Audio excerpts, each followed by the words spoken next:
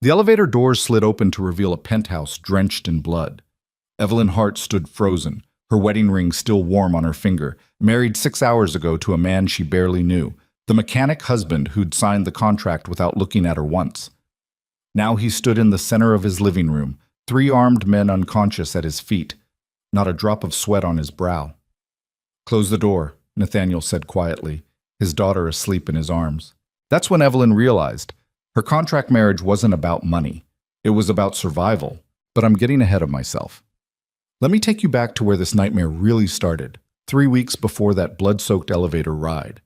Hit that like button and drop a comment with your city so I can see how far this story travels. You're going to want to stay until the end. 3 weeks earlier. The law office smelled like old leather and older money. Evelyn Hart sat in a chair that probably cost more than her entire year's rent, trying not to let her hands shake visibly. She'd worn her only professional outfit, a navy blazer with a small stain on the left sleeve she'd hidden by crossing her arms just so. The weight of 19 failed job applications sat in her stomach like stones. "Ms. Hart, do you understand what we're proposing?" The attorney, Gerald Whitmore, according to the brass nameplate that could double as a weapon, peered at her over reading glasses that definitely weren't from LensCrafters. Everything about this office screamed money in a language Evelyn was still learning to speak. "You want me to marry someone?" Her voice came out steadier than she felt. "For 2 years, in exchange for the position of Chief Operating Officer at Meridian Dynamics, with a clear path to CEO within 18 months. Whitmore's pen clicked against expensive paper. Additionally, a signing bonus of $200,000 and full assumption of your mother's medical debts. Evelyn's throat tightened at the mention of her mother. Stage 4 lymphoma didn't care about dreams or ambitions. It just ate and ate until there was nothing left but bills. "Who is he?" She forced the question out. "The man you want me to marry." Whitmore exchanged a glance with his colleague, a sharp-faced woman named Victoria Chen who hadn't smiled once since Evelyn walked in. That look told her more than words could. Whatever answer was coming, she wouldn't like it. "His name is Nathaniel Cross," Whitmore said carefully. "He's private. Very private." "Is he dangerous?" "No." The answer came too quickly. Evelyn had grown up in the Bronx, in an apartment where you learned to hear the things people didn't say louder than what they did. That "no" was wrapped in about 17 layers of "but." "Then what is he?" Victoria spoke for the first time, her voice like cold water. "He's a mechanic. Works at an auto shop in Queens. Has a 4-year-old daughter. No criminal record. No social media presence. No complications. A mechanic. They were offering her a fortune to marry a mechanic who apparently lived off the grid like it was still 1987. "Why me?" Evelyn asked. "There have to be 1,000 women who'd—" "The arrangement requires someone outside the usual social circles," Whitmore interrupted. "Someone with ambition, but without connections to the families involved. Someone who needs this opportunity enough to take it seriously, but has enough spine not to be problematic. Someone desperate," Evelyn translated mentally, "someone with no better options." She thought about her studio apartment with the radiator that clanked like a dying robot, about the hospital calling twice a day for payments she couldn't make, about the way her business degree from a state school got her exactly nowhere in interviews where everyone else had Ivy League credentials and last names that opened doors. What's the catch? She'd learned that nothing came free, especially not things that sounded too good to be true. "The marriage must appear legitimate," Victoria said. "You'll live together, attend events together when required. The child will be part of the household. After 2 years, you divorce quietly, you retain your position at Meridian, and everyone walks away satisfied." "And if I say no?" Whitmore smiled, but it didn't reach his eyes. "Then we find someone else, and you go back to—" He glanced at the file in front of him. "Your current employment situation." Current employment situation. What a polite way to say unemployed and drowning. Evelyn looked at the contract on the table. 23 pages of legal language that might as well have been written in ancient Greek. But she'd learned to read between those lines, too. This wasn't an opportunity. It was a transaction. "I need to meet him first," she said. "That's not—" "I need to meet him first," Evelyn repeated. letting some of the Bronx creep into her voice. You want me to marry a stranger and live with his kid for 2 years? I see his face before I sign anything. Victoria's expression suggested she'd just gained a small measure of respect. Or maybe that was indigestion. Hard to tell with women who wore Chanel suits like armor. Tomorrow, Whitmore said finally. 2 p.m. We'll arrange a meeting. The auto shop occupied a corner lot in Long Island City, wedged between a bodega and a place that sold discount furniture. The sign read, Alvarez and Sons Automotive in faded letters, and the whole place smelled like motor oil and burnt coffee. Evelyn stood on the sidewalk, watching through the open garage door as a man worked under the hood of an ancient Toyota. Grease stained his forearms. His dark hair fell across his forehead as he leaned into the engine, entirely focused on whatever mechanical problem he was solving. This was her future husband, the man she'd share a home with for 2 years, the father of a child she'd have to somehow coexist with despite knowing nothing about kids except that they were small, loud, and expensive. He hadn't noticed her yet. Evelyn took the opportunity to study him. Tall, maybe 6'2". Lean build, but she could see muscle definition in his arms as he worked. Late 20s or early 30s, hard to tell. He moved with an odd kind of precision, each gesture deliberate and economical. Not the way most mechanics worked, all rough efficiency and shortcuts. This was something else. You gonna stand there all day, or you got business? The voice came from her left. A older man, maybe 60, with impressive mustaches and oil under his fingernails, stood wiping his hands on a red rag. I'm looking for Nathaniel Cross, Evelyn said. The mustached man, Alvarez presumably, jerked his head toward the Toyota. Nate, you got a visitor.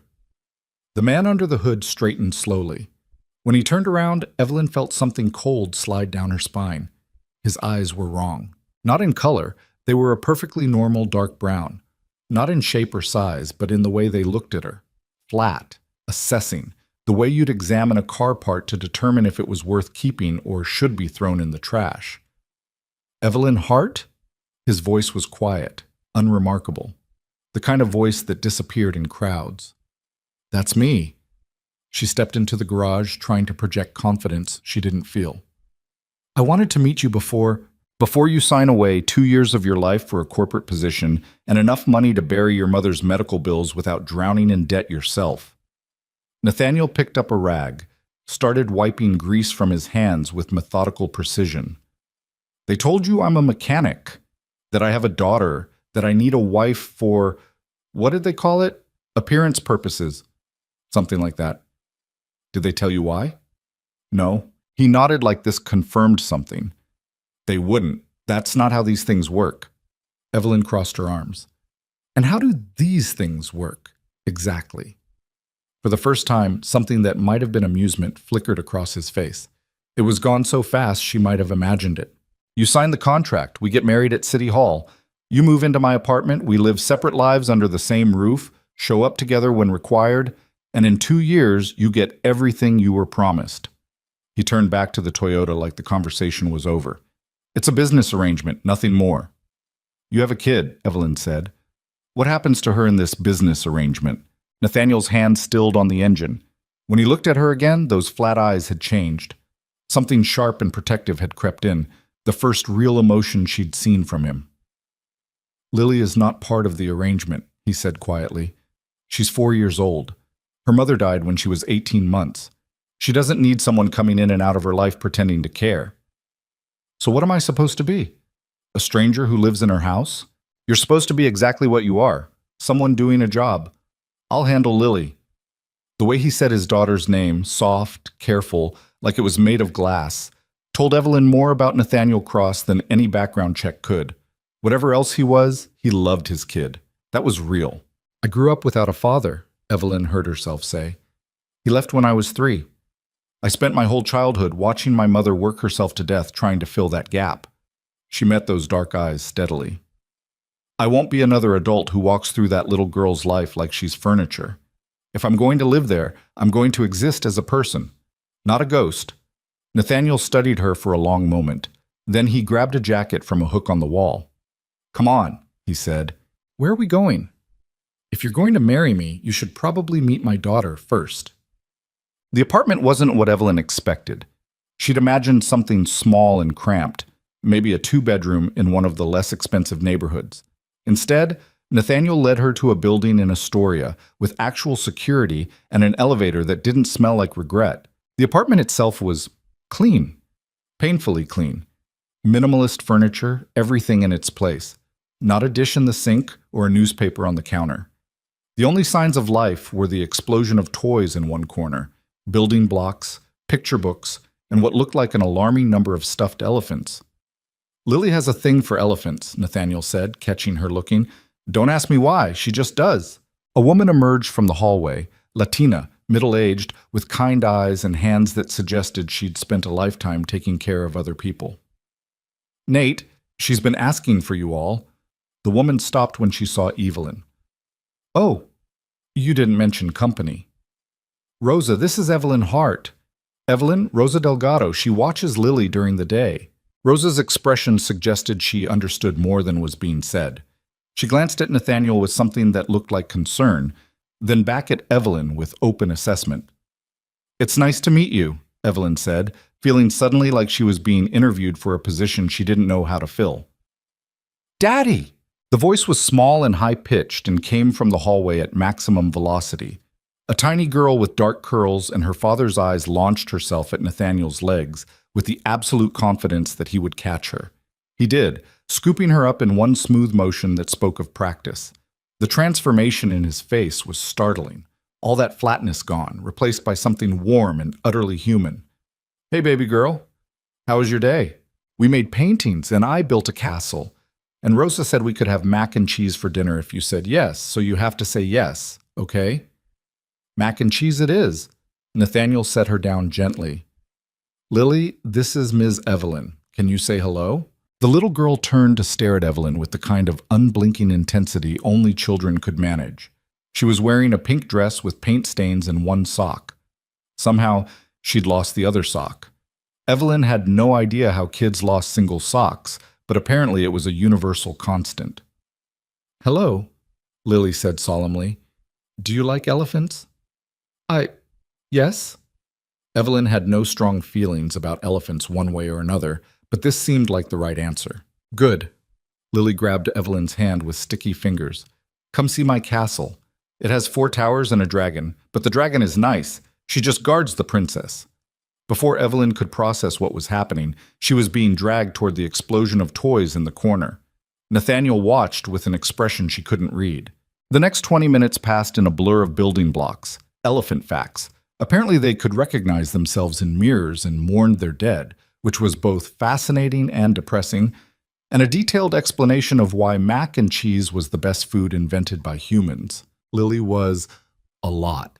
Energetic and curious and completely unfiltered in the way kids were before the world taught them to hide. She asked Evelyn approximately 700 questions, including why her hair was that color, genetics probably. If she had a dog, no. Why not, small apartment. And if she wanted to see her paint a picture of an elephant riding a motorcycle. "She likes you," Rosa said quietly. She'd appeared at Evelyn's elbow while Lily was searching for the right shade of gray paint. "She doesn't warm up to people usually." "Really?" Evelyn watched as Lily triumphantly held up a paint bottle. "She seems pretty friendly."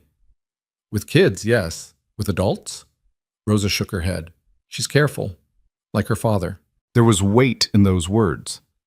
Evelyn turned to find Nathaniel standing in the kitchen doorway, watching them. That flat expression was back in place, but she caught something underneath it now. Something calculating. He was testing her, seeing how she'd react to his daughter, checking if she'd treat Lily like an inconvenience or an obstacle, or, worse, like a cute prop to manipulate her father. Well, 2 could play that game. "Lily," Evelyn said, "what if we paint 2 elephants? Then they can be friends." The little girl's face lit up like Christmas. "Yes! They can have a tea party and wear hats." By the time Nathaniel called them for dinner, they'd created a masterpiece featuring 4 elephants, 2 motorcycles, an improbable number of hats, and what might have been a spaceship or possibly a very abstract tree. Dinner was mac and cheese from a box, cut-up apples, and water in plastic cups with cartoon characters. Lily chattered about her day while Nathaniel cut her food into small pieces and reminded her to chew.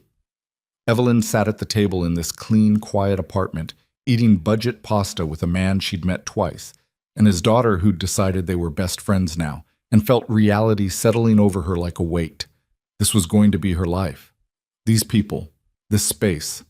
For 2 years. Ms. Evelyn? Lily's voice cut through her thoughts. Are you going to be my new mommy?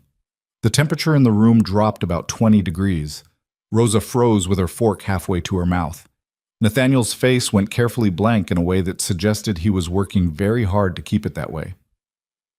Evelyn looked at the little girl, 4 years old, motherless, staring at her with hope and confusion and the kind of vulnerability that could break your heart if you let it. She could lie, make it simple. But something told her Lily deserved better than that. No, sweetie, Evelyn said gently. I'm not going to be your mommy. Your mommy, she's gone and nobody can replace her. But I might be your friend, if that's okay. Lily considered this with a seriousness that belonged on a much older face. Okay, she said finally. I like friends.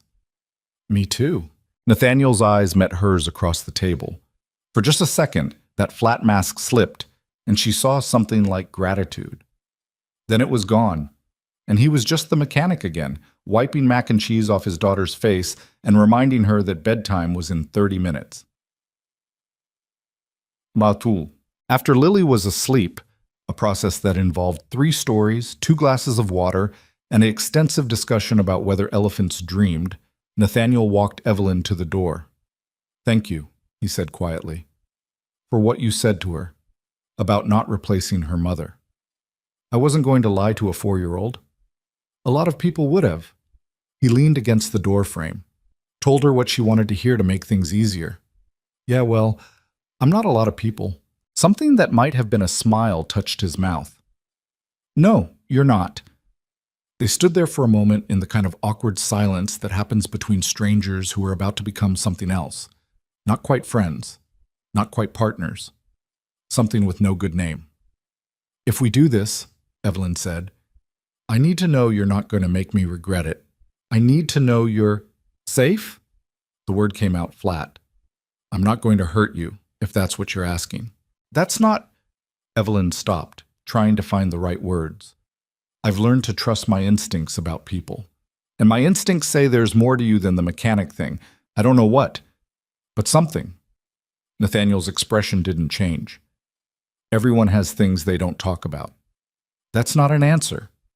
It's the only one I have right now. Fair enough.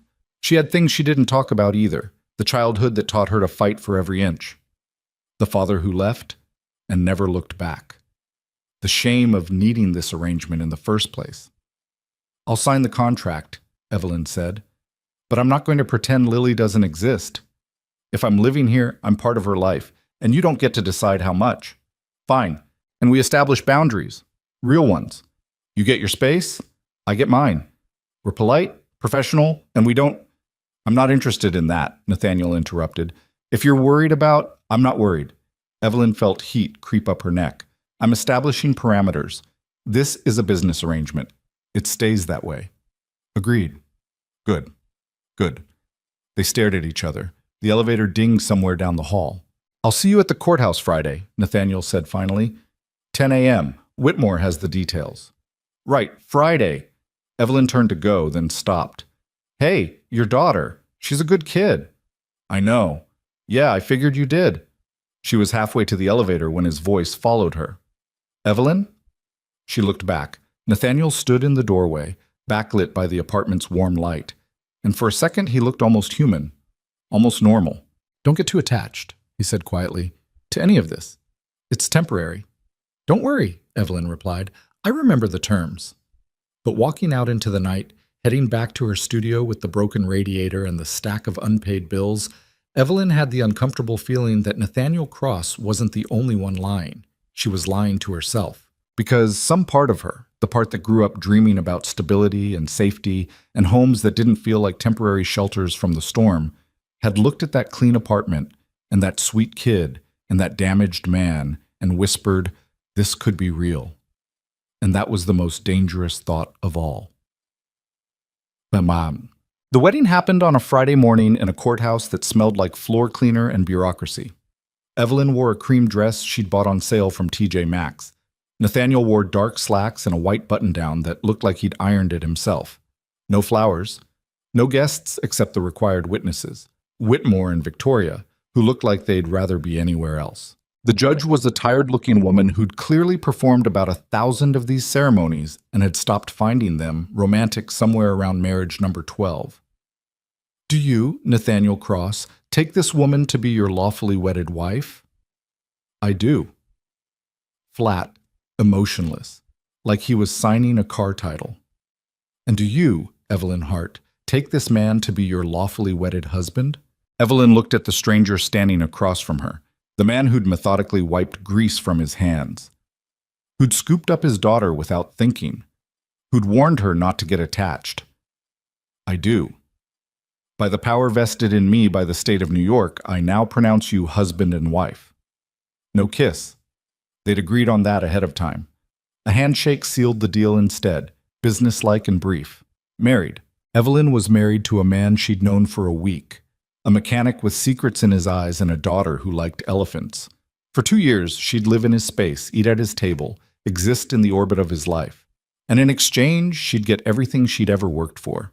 It should have felt like victory, like she'd finally caught a break in a life that had been systematically breaking her since childhood. Instead, it felt like she'd just signed something she couldn't unsign. Congratulations, Whitmore said, handing her a folder. The first payment will be in your account by Monday. Keys to the penthouse are inside. Penthouse? Evelyn stared at him. I thought the apartment in Astoria. That was temporary, Nathaniel said quietly. We're moving. Today. You didn't think to mention this? I'm mentioning it now. Evelyn wanted to argue, but Whitmore and Victoria were already leaving, their job done. The judge had moved on to the next couple, younger, happier, actually in love. She turned to her new husband. Where exactly are we moving? Manhattan, Upper East Side. That's not mechanic money. No, Nathaniel agreed. It's not. He walked out of the courthouse like he hadn't just dropped a bomb in the middle of her understanding of reality. Evelyn stood there for a moment, trying to process, then grabbed her purse and followed. Outside, a black town car waited at the curb. Not a taxi, an actual car service, the kind with a driver in a suit. Mr. Cross, the driver said, opening the door. Welcome. Nathaniel slid into the back seat like this was normal. Like mechanics from Queens regularly had drivers and town cars and apartments on the Upper East Side. Evelyn got in beside him, her mind spinning. Okay, she said as the car pulled into traffic. You want to tell me what the hell is going on? We're going to the new apartment. Rosa's bringing Lily. You'll have your own room, your own bathroom. There's an office if you need to work from home. That's not what I'm asking. Nathaniel looked at her finally. What are you asking? I'm asking why a mechanic needs a penthouse. I'm asking why lawyers who charge $1,000 an hour are arranging your marriage. I'm asking why you talk like someone who's done this before. Done what? Disappeared. Hidden. Become someone else. The car turned onto FDR Drive. Through the window, the East River glittered in afternoon sunlight. Normal people walked normal dogs on normal sidewalks, living normal lives that didn't involve marrying strangers for corporate positions and mysterious penthouses. Everyone has a past, Nathaniel said finally. Mine's complicated, but it doesn't affect you. The arrangement stays the same. Bullshit! Evelyn surprised herself with the vehemence. You don't get to keep secrets that might blow up in my face. If I'm walking into something, you're walking into exactly what you agreed to. A contract marriage. 2 years. Then you're free. And what about Lily? His jaw tightened. What about her? She's 4 years old and you're moving her to a new apartment with a strange woman. That affects her. Have you even told her what's happening? She knows we're moving. She knows you'll be living with us. Does she know it's temporary? That in 2 years I'll disappear from her life just like... Evelyn stopped herself, but it was too late. Just like her mother? Nathaniel's voice could have cut glass. Say it. That's what you were thinking. I wasn't... Yes, you were. And you're right. This is a terrible idea for a lot of reasons, and Lily's at the top of the list. He turned to look out the window. But I didn't have a choice. Neither did you, so we make it work. The car fell silent except for the hum of traffic. Evelyn wanted to push, to demand answers, to understand what kind of man needed this elaborate setup just to, what? Raise his daughter? Work as a mechanic? None of it made sense. But she'd grown up learning when to push and when to wait. This was a waiting moment. For now. Sulk. The penthouse occupied the top 2 floors of a building that probably cost more per month than Evelyn had earned in her entire life. Floor-to-ceiling windows overlooked Central Park. The kitchen had marble countertops and appliances that looked like they belonged in a spaceship. The living room was bigger than her mother's entire house had been. "Your room's this way," Nathaniel said, leading her down a hallway. The bedroom was excessive. King-size bed, walk-in closet, attached bathroom with a tub big enough to swim in. The window had a view that real estate agents probably described as breathtaking while privately calculating their commission. "This is insane," Evelyn said. "It's necessary." "How is this necessary? You're a mechanic." Nathaniel set her suitcase, her one suitcase, because she didn't own enough to fill more than one, on the bed. "I was a mechanic," he corrected. "Now I'm your husband. And your husband needs to look like someone who belongs in your world." "My world? I was unemployed 3 weeks ago." "You're the COO of Meridian Dynamics now. You'll be CEO in 18 months. People will look at your life, your home, your family." He gestured at the room. "This is what they need to see." Evelyn sat on the bed because her legs suddenly felt unreliable. "This isn't real." "No," Nathaniel agreed. "But it has to look real. That's the arrangement." "Daddy!" Lily's voice echoed from the hallway, followed by the sound of small feet running. She burst into the room like a tiny hurricane, Rosa trailing behind with an apologetic expression. "I'm sorry, Nate. She got away from me." "It's fine." Nathaniel caught his daughter as she launched herself at him. "Hey, baby girl, what do you think of the new place?" "It's huge. My room has a balcony, and there's a library with a ladder that slides, and oh," Lily spotted Evelyn. "Ms. Evelyn, you're here. Did you see the library? We have to see the library." "Maybe later, Lily. Ms. Evelyn needs to—" "It's fine," Evelyn heard herself say. "I'd love to see the library." Lily grabbed her hand and dragged her back down the hallway, chattering about the sliding ladder, and all the books they could read and how elephants were very smart and probably liked libraries too. The library was, indeed, ridiculous. Built-in shelves, floor-to-ceiling, a rolling ladder, leather chairs that probably cost more than a semester of college. Half the shelves were already filled with children's books. "Daddy got me all these," Lily said proudly, "because I'm learning to read. I can read cat and dog and elephant and my name." "That's impressive," Evelyn said, and meant it. "Will you read to me? Daddy reads to me every night, but he does funny voices, and I want to hear your voices."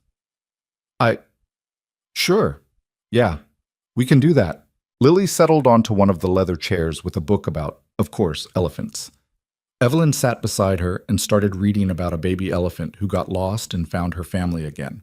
Halfway through, she looked up to find Nathaniel standing in the doorway, watching, that unreadable expression on his face.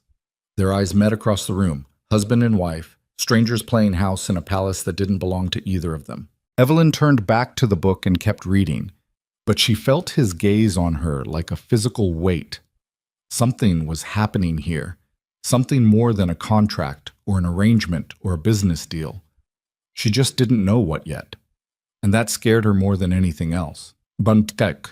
That night, after Lily was asleep and Rosa had gone home, Evelyn found Nathaniel in the kitchen. He'd changed into jeans and a t-shirt, looking more like the mechanic she'd met in Queens. He was making coffee, real coffee, not the instant stuff, with the kind of precise movements she was starting to recognize as characteristic. "Can't sleep?" he asked without turning around. "Can you?" "Not usually." He poured 2 cups, slid one across the counter to her. They stood in the enormous kitchen of their enormous penthouse, drinking coffee at 11 p.m. like strangers in a hotel. "I need to understand something," Evelyn said finally. "Why me? Out of everyone they could have found, why was I the right choice?" Nathaniel took a long sip of coffee. "You ask a lot of questions."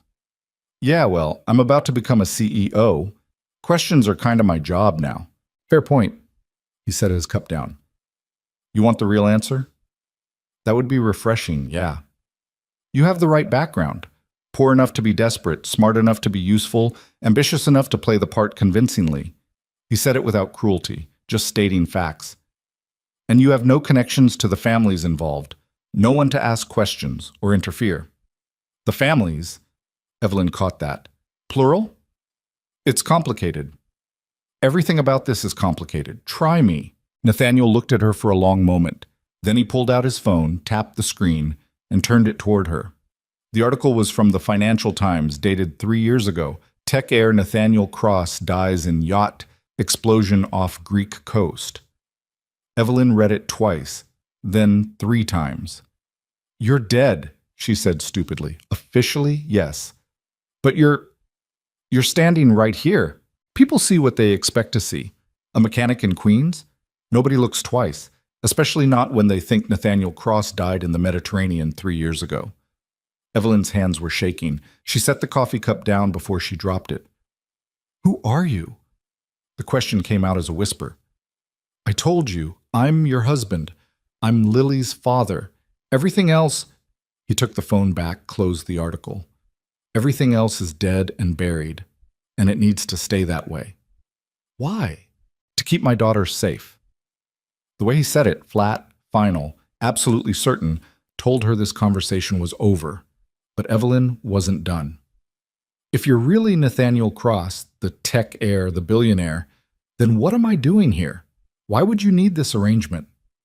Because sometimes the best way to hide is in plain sight. He finished his coffee. You wanted a job and money. I needed a cover story that made sense. We both get what we need. And Lily? Lily gets a stable home, a normal childhood, the chance to grow up without... He stopped himself. Without what? Without becoming a target. Target. The word hung in the air like smoke. Someone tried to kill you, Evelyn said slowly. That's why you faked your death. Someone tried to kill you and they killed my wife instead. The words landed like stones in water, creating ripples that spread and spread. Evelyn remembered that little girl reading about elephants finding their family, motherless, living with a father who died to keep her safe. Jesus, she breathed. So now you know. Nathaniel rinsed his cup in the sink, precise and methodical. The question is, are you going to keep the arrangement, or do we tear up the contract and you walk away? Evelyn should walk away. Any sane person would walk away from this mess of dead billionaires and fake identities and mysterious threats. But she thought about her mother in that hospital bed, about the bills stacked on her kitchen counter, about 19 job applications that went nowhere because she didn't have the right name or the right connections or the right anything. And she thought about a 4-year-old girl who'd lost her mother and desperately needed some kind of stability, even if it was fake. I'm staying, Evelyn said. You sure about that? No, but I'm staying anyway. Nathaniel studied her face, looking for what she didn't know. Weakness? Fear? Second thoughts? All right, he said finally. Then we have rules. You don't ask about my past. You don't dig into who I was. You don't put Lily at risk by getting curious. And what do? I make sure you get everything you were promised. The job, the money, the career. A pause. And I keep you safe. I didn't ask you to. You're my wife now. On paper, at least. That makes you part of this whether you like it or not. His expression was hard. So we do this my way, or we don't do it at all. Evelyn wanted to argue, to push back against this man who thought he could control everything with cold precision, but she'd learned to pick her battles. And right now, standing in this ridiculous kitchen, in this impossible penthouse, married to a dead man who'd somehow come back to life as a mechanic, she didn't have the energy to fight. Fine, she said. Your way. For now. For now, Nathaniel agreed. They stood in silence, this stranger and his dead man husband, both pretending they'd made a simple business arrangement, both knowing it was already far more complicated than that. Somewhere in the apartment, Lily was dreaming about elephants, and Evelyn wondered what the hell she'd just signed up for. The first week in this penthouse felt like living inside someone else's dream. Evelyn woke up each morning in sheets that probably cost more than her security deposit, stared at a ceiling she could barely see in the dim pre-dawn light, and had to remind herself this was real. The job started Monday. The money was already in her account. She'd checked 17 times, half expecting it to vanish like smoke. Nathaniel kept to himself mostly. He left early, where, she didn't ask, and came back around dinner time smelling like motor oil and coffee. Like he was still working at that shop in Queens, even though nothing about this apartment suggested he needed the money. It was Rosa who filled the silence during the days. "He's always been like this," Rosa said on the third morning, watching Nathaniel leave without saying goodbye. Just a quiet nod toward Evelyn, a kiss on Lily's head, and he was gone. Even before. Keeps everything locked up tight.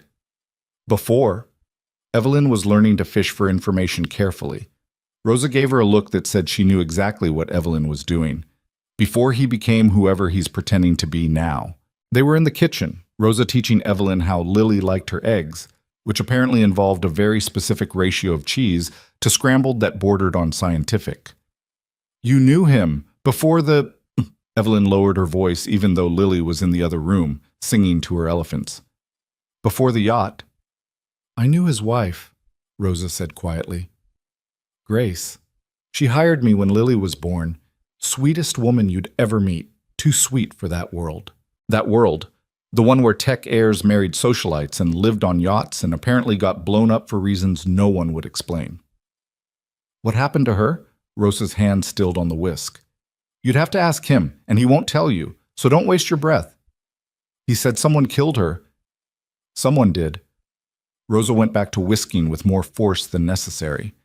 "And he spent the last 3 years making sure they can't finish the job." Evelyn absorbed this. The paranoia about safety, the fake death, the mechanic cover story that didn't quite fit. "Is Lily safe here?" she had to ask. "If this little girl was in danger—" "Safer than she's been since her mother died."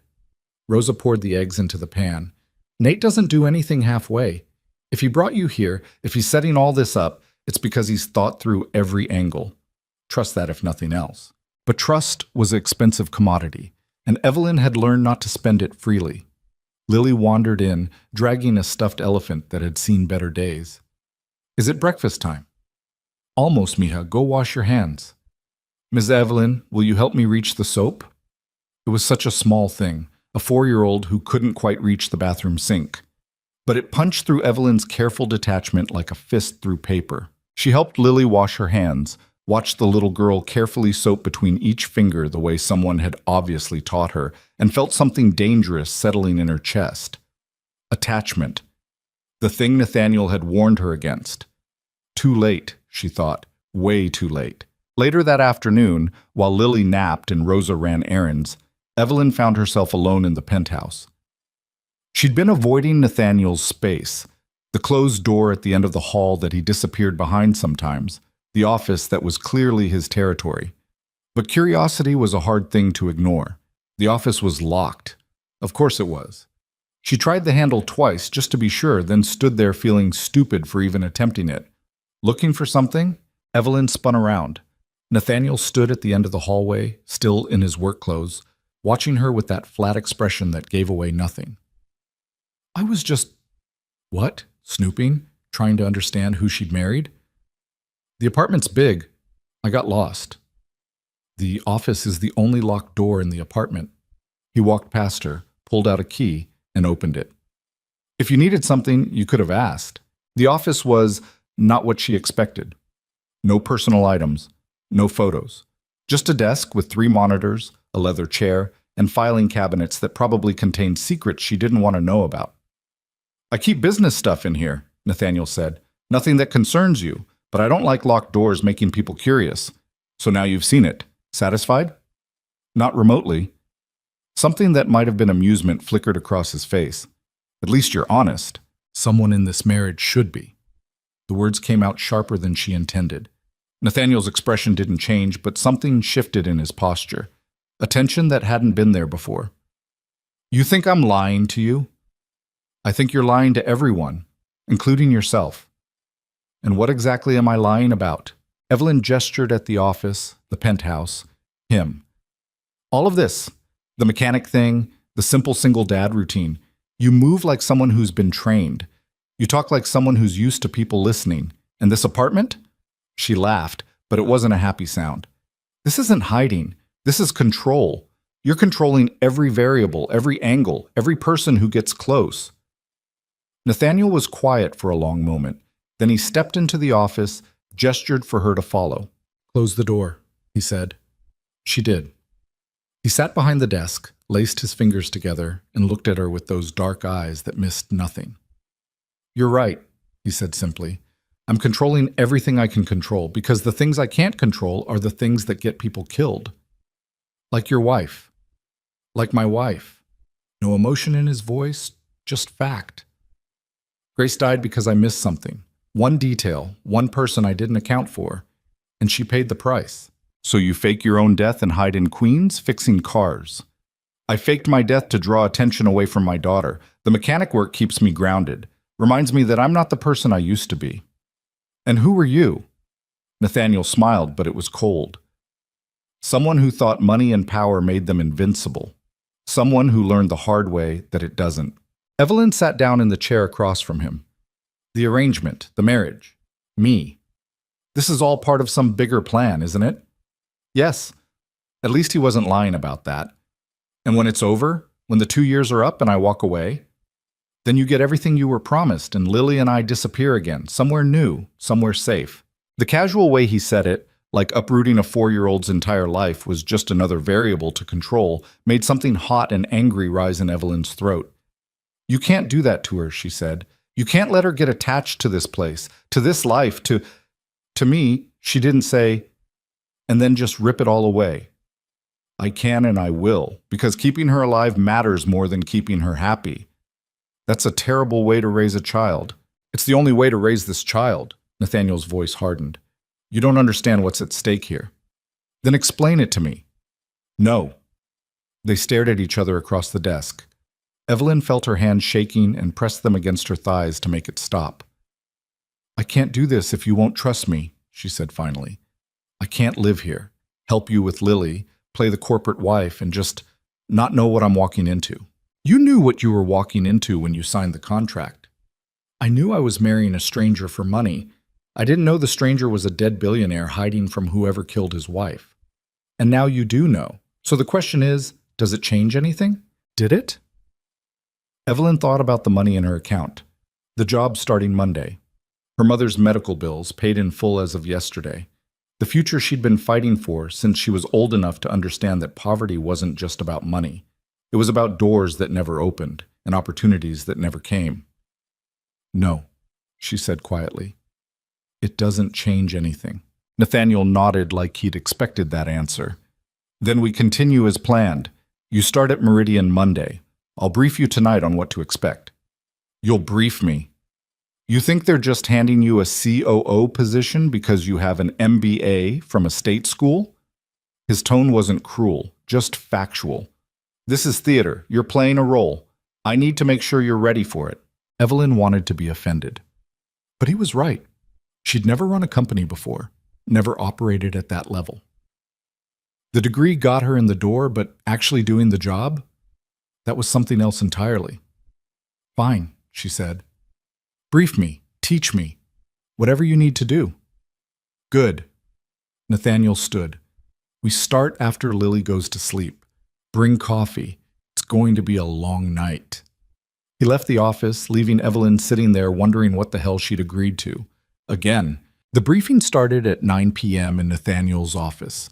He'd set up a laptop, pulled up financial reports and organizational charts, and proceeded to download what felt like an entire business education directly into Evelyn's brain. "Meridian Dynamics is a mid-tier tech company with holdings in 3 sectors," he said, pointing at the screen.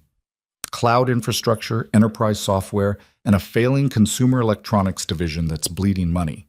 Your job is to stabilize the infrastructure division, show growth in software, and quietly kill the electronics arm before it tanks the whole company." Quietly kill, right, because I definitely know how to do that. "You will by Monday." He pulled up another document. "The board consists of 7 members. 3 are loyal to the CFO, Marcus Webb. He's expecting you to fail so he can consolidate power. 2 are neutral. The remaining 2 are planted by the family that arranged this marriage. They'll support you, but only as long as you're useful." Evelyn's head was spinning. "Why would anyone set me up to fail?" "Because failure is predictable. If you fail, Webb takes over, business continues as usual, and everyone knows where they stand. Nathaniel looked at her. But if you succeed, you upset the balance. That makes people nervous. So I'm supposed to succeed without making people too nervous? You're supposed to succeed while making people think it was their idea. Corporate politics. Evelyn had read about this stuff in textbooks, but experiencing it in real time was different. They worked through scenarios for 3 hours. How to handle aggressive board members. How to read financial statements for warning signs. How to delegate without losing control. How to project confidence even when she had no idea what she was doing. You're going to feel like an imposter, Nathaniel said around midnight. Everyone does at this level. The trick is making sure no one else knows it. Is that what you did? When you were... She gestured vaguely at him. When you were you? I was born into it. I never had to pretend. He closed the laptop. But I watched enough people fake it to know how it's done. And you're smarter than most of them. You'll figure it out. It was maybe the first genuine compliment he'd given her. Evelyn didn't know what to do with it. Why are you helping me? She asked. Really, the contract says I get the job. It doesn't say you have to train me. Nathaniel was quiet for a moment. Then, if you fail, people ask questions. Questions lead to scrutiny. Scrutiny leads to someone looking too closely at your mechanic husband and his dead tech air background. He met her eyes. I'm helping you because your success keeps Lily safe. That's the only reason that matters. Right. Because everything came back to protecting his daughter. Evelyn should have felt used, manipulated, like a pawn in whatever game he was playing. Instead, she felt something almost like respect. He'd made his priorities clear from day one. No lies about partnership or pretending they were building something together. Just cold, honest calculation. She could work with that. Same time tomorrow? She asked. Every night until Monday. You'll be ready. Evelyn stood, stretched muscles that had gone stiff from sitting.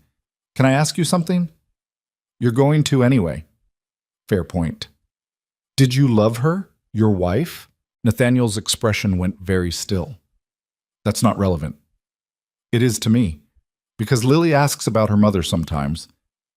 And I don't know what to say. Tell her the truth. That Grace loved her very much. That she died trying to keep her safe. His voice was flat again, emotions locked away. Lily doesn't need details. She just needs to know she was loved. Was she? Loved? By Grace, yes, completely. The non-answer was an answer itself.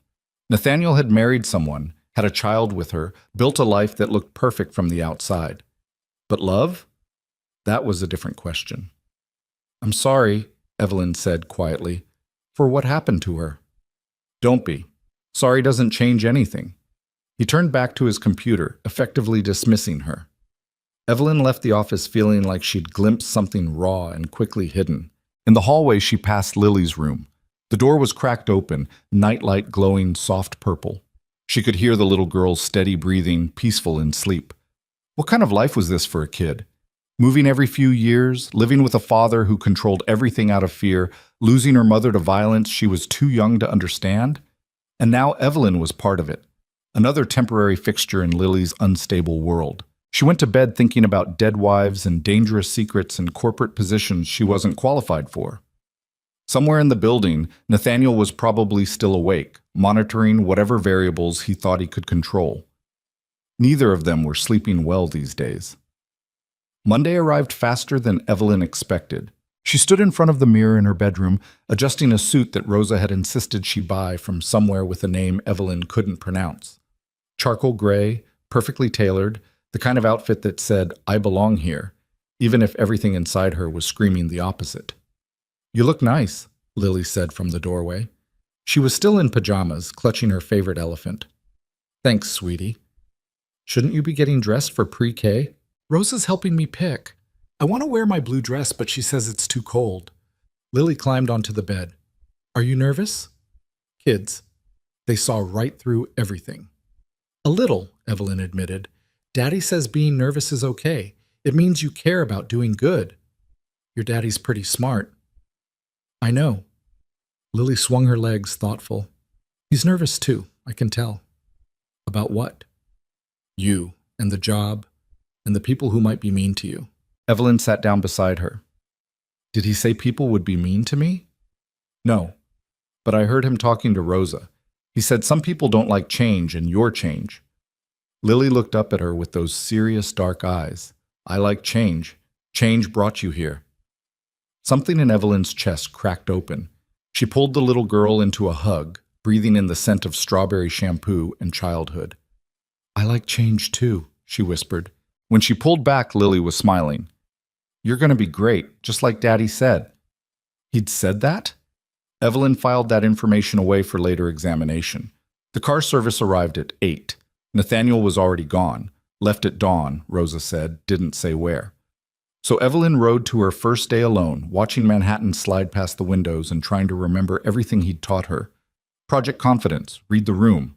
Don't apologize for taking up space. The Meridian building was glass and steel, 30 floors of corporate ambition. Evelyn's heels clicked against marble as she walked through the lobby, badge already programmed with her name and title. Evelyn Hart, Chief Operating Officer. It still didn't feel real. Her office was on the 27th floor. Corner office, naturally. Windows overlooking the city, desk the size of a small car. Assistant already waiting with coffee and a schedule. Ms. Hart, welcome. I'm Jennifer Chen, your executive assistant. Young, efficient, smiled like she meant it. I've compiled the morning briefing materials and your calendar is synced across all devices. The executive team meeting starts in 30 minutes. Executive team meeting, Evelyn accepted the coffee. Right, of course. Jennifer's smile didn't waver, but something shifted in her eyes. Recognition, maybe. That this new COO had no idea what she was doing. I've included background on each team member in your briefing packet, Jennifer said smoothly. Key priorities, recent projects, political alliances. Thought it might be helpful for your first meeting. A lifeline. Evelyn grabbed it. Yes, thank you. That's very helpful. She spent the next 25 minutes cramming names and faces, trying to build a mental map of who wanted her to succeed and who was sharpening knives behind their polite smiles. Marcus Webb, CFO. Nathaniel had warned her about him specifically. 48, ambitious, connected to 3 board members and half the finance industry. He'd been in line for COO before the family intervention that put Evelyn here instead. Yeah, he was definitely sharpening knives. The executive team meeting happened in a conference room that could fit her old apartment twice over. Evelyn walked in, head high, channeling every ounce of fake confidence Nathaniel had drilled into her. 8 faces turned toward her, some curious, some skeptical. Marcus Webb looked like he'd just discovered something unpleasant on his shoe. Ms. Hart, he said, voice smooth as oil. Welcome to Meridian. We've been eager to meet the woman who impressed the board enough to earn this position. Translation. We don't believe you earned anything, and we're going to prove it. Thank you, Mr. Webb. I'm looking forward to working with all of you. Evelyn sat at the head of the table like Nathaniel had instructed. Take the power seat. Make them react to you, not the other way around. The meeting proceeded like a cage match disguised as corporate strategy. They tested her, through jargon and acronyms, referenced projects she couldn't possibly know about, watched to see if she'd fumble or admit ignorance. But Evelyn had grown up learning to bluff her way through situations where she didn't belong. This was just a different kind of survival. The infrastructure division's Q3 numbers, Webb said, pulling up a slide. As you can see, we're tracking below projections. What's your plan to correct course? Evelyn looked at the numbers. Nathaniel had walked her through this exact scenario last night, predicted Webb would use it as a trap. The projections were unrealistic, she said calmly, based on market conditions that shifted in Q2. If we adjust for the supply chain disruptions in August and the enterprise client loss in September, we're actually performing at expected levels. Webb's expression flickered. Just for a second, surprised that she'd done her homework.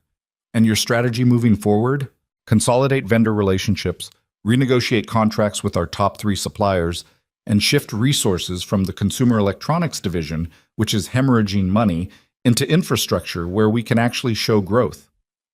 Someone at the table, Patricia Nguyen, VP of Operations, made a small approving sound. Webb leaned back in his chair. The consumer electronics division has been part of Meridian's portfolio for 15 years, and it's been losing money for the last 3. Sometimes you have to cut losses to save the whole. Evelyn met his eyes. Unless you have a better strategy for stopping the bleeding. The room went quiet. Webb smiled, but it didn't reach his eyes. No, I think your assessment is accurate. The meeting continued, but something had shifted. She'd survived the first test, drawn blood even, in her own small way. When it ended, Patricia caught up with her in the hallway. Not bad, she said, for a first day. Webb was expecting you to fold. I don't fold easily. I can see that. Patricia glanced around, lowered her voice. Word of advice? Watch your back. Marcus doesn't like being showed up, especially not by someone he considers beneath him. Meaning? Meaning you're young, female, and you came out of nowhere. That makes you a threat to the old guard. Patricia's expression was serious. They're going to push harder. Test you in ways that aren't as obvious as today's meeting. Let them push, Evelyn said with more confidence than she felt. I can push back. Patricia smiled. I believe you. Just remember, not everyone here wants you to fail. Some of us are tired of the Marcus Webbs of the world running the show. She walked away, leaving Evelyn in the hallway with the distinct impression she'd just found an ally. Or maybe another player in a game she didn't fully understand yet. That night she came home exhausted. The penthouse was quiet, Lily already in bed, Rosa gone for the evening. Nathaniel was in the kitchen making dinner. Actual dinner, not takeout. Something with garlic and tomatoes that smelled incredible. You survived, he said, without looking up from the stove. Barely. Evelyn dropped into a chair. Webb tried to gut me in the first 20 minutes. And I remembered what you taught me, used his own numbers against him. Nathaniel plated food, pasta, she realized, with what looked like homemade sauce, and set it in front of her. Good, he said. He'll try again. Harder this time. Patricia Nguyen warned me. Nguyen's smart. If she's signaling alliance, take it. You'll need friends. He sat across from her with his own plate. But don't trust anyone completely. Corporate loyalty is expensive and temporary. They ate in silence for a minute. The pasta was better than it had any right to be. Where'd you learn to cook? Evelyn asked. Grace taught me, said I couldn't raise a daughter on takeout and frozen dinners. A pause. She was right. It was the first time he'd mentioned his wife voluntarily. Evelyn didn't push, just filed it away with all the other small pieces of information she was collecting. Lily was asking about you tonight, Nathaniel said. Wanted to know if the people at your work were nice to you. What did you tell her? That some people are nice and some aren't, but you're tough enough to handle both. Evelyn looked at him across the table. You have a lot of faith in someone you barely know. I know enough. He met her eyes. You grew up fighting. Corporate politics is just a different kind of fight. You'll figure it out. And if I don't, then we adjust the plan. But you will. He said it with absolute certainty, like failure wasn't even a variable worth considering. Evelyn wanted to ask what happened if she proved him wrong. If she crashed and burned and took his careful cover story down with her, but she was too tired for that conversation. Instead, she finished her pasta, thanked him for dinner, and went to bed in her ridiculously expensive bedroom in her impossible penthouse life. The next few weeks settled into a rhythm that felt almost normal. Evelyn went to work, navigated corporate politics with increasing confidence, came home to Lily's chatter about pre-K and elephants and whatever new thing she'd learned that day. Nathaniel continued his mechanic routine, though Evelyn noticed he was gone more often now, sometimes for whole days. He'd text Rosa to stay late, tell Lily he had to work, and disappear into whatever shadow life he was maintaining. She didn't ask, the rules were clear, but curiosity was a patient thing. One Saturday, 3 weeks into the arrangement, Evelyn woke to voices in the living room, male voices, unfamiliar. She pulled on a robe and ventured out carefully. 3 men stood with Nathaniel near the windows. They wore suits that screamed money and danger in equal measure. One of them was talking in low, urgent tones while Nathaniel listened with that flat expression she'd come to recognize as his thinking face. Can't keep putting this off. The family's getting impatient. Nathaniel noticed Evelyn. His expression didn't change, but something in his posture shifted. Gentlemen, we'll continue this later. The men turned. One of them, older, silver-haired, expensive watch, looked at Evelyn with open assessment. This is her? He asked Nathaniel. The wife? Evelyn, these are business associates. They were just leaving. It wasn't a suggestion. The men filed out without argument, but Silverhair paused at the door. We'll be in touch, Cross. Don't make us wait too long. The door closed behind them. Evelyn stood in her robe in the middle of the living room, trying to process what she'd just witnessed. Business associates, she repeated. Right. They're not your concern. They're in my home. That makes them my concern. Nathaniel's jaw tightened. This home is part of the arrangement, not yours. Not yet. The words landed like a slap. Evelyn felt heat rise in her face. You're right, she said quietly. My mistake. She turned to go back to her room, but his voice stopped her. Evelyn. She didn't turn around. They won't be back, he said. I'll handle things elsewhere from now on. Whatever you need to do. She kept her voice level, professional. It's your house.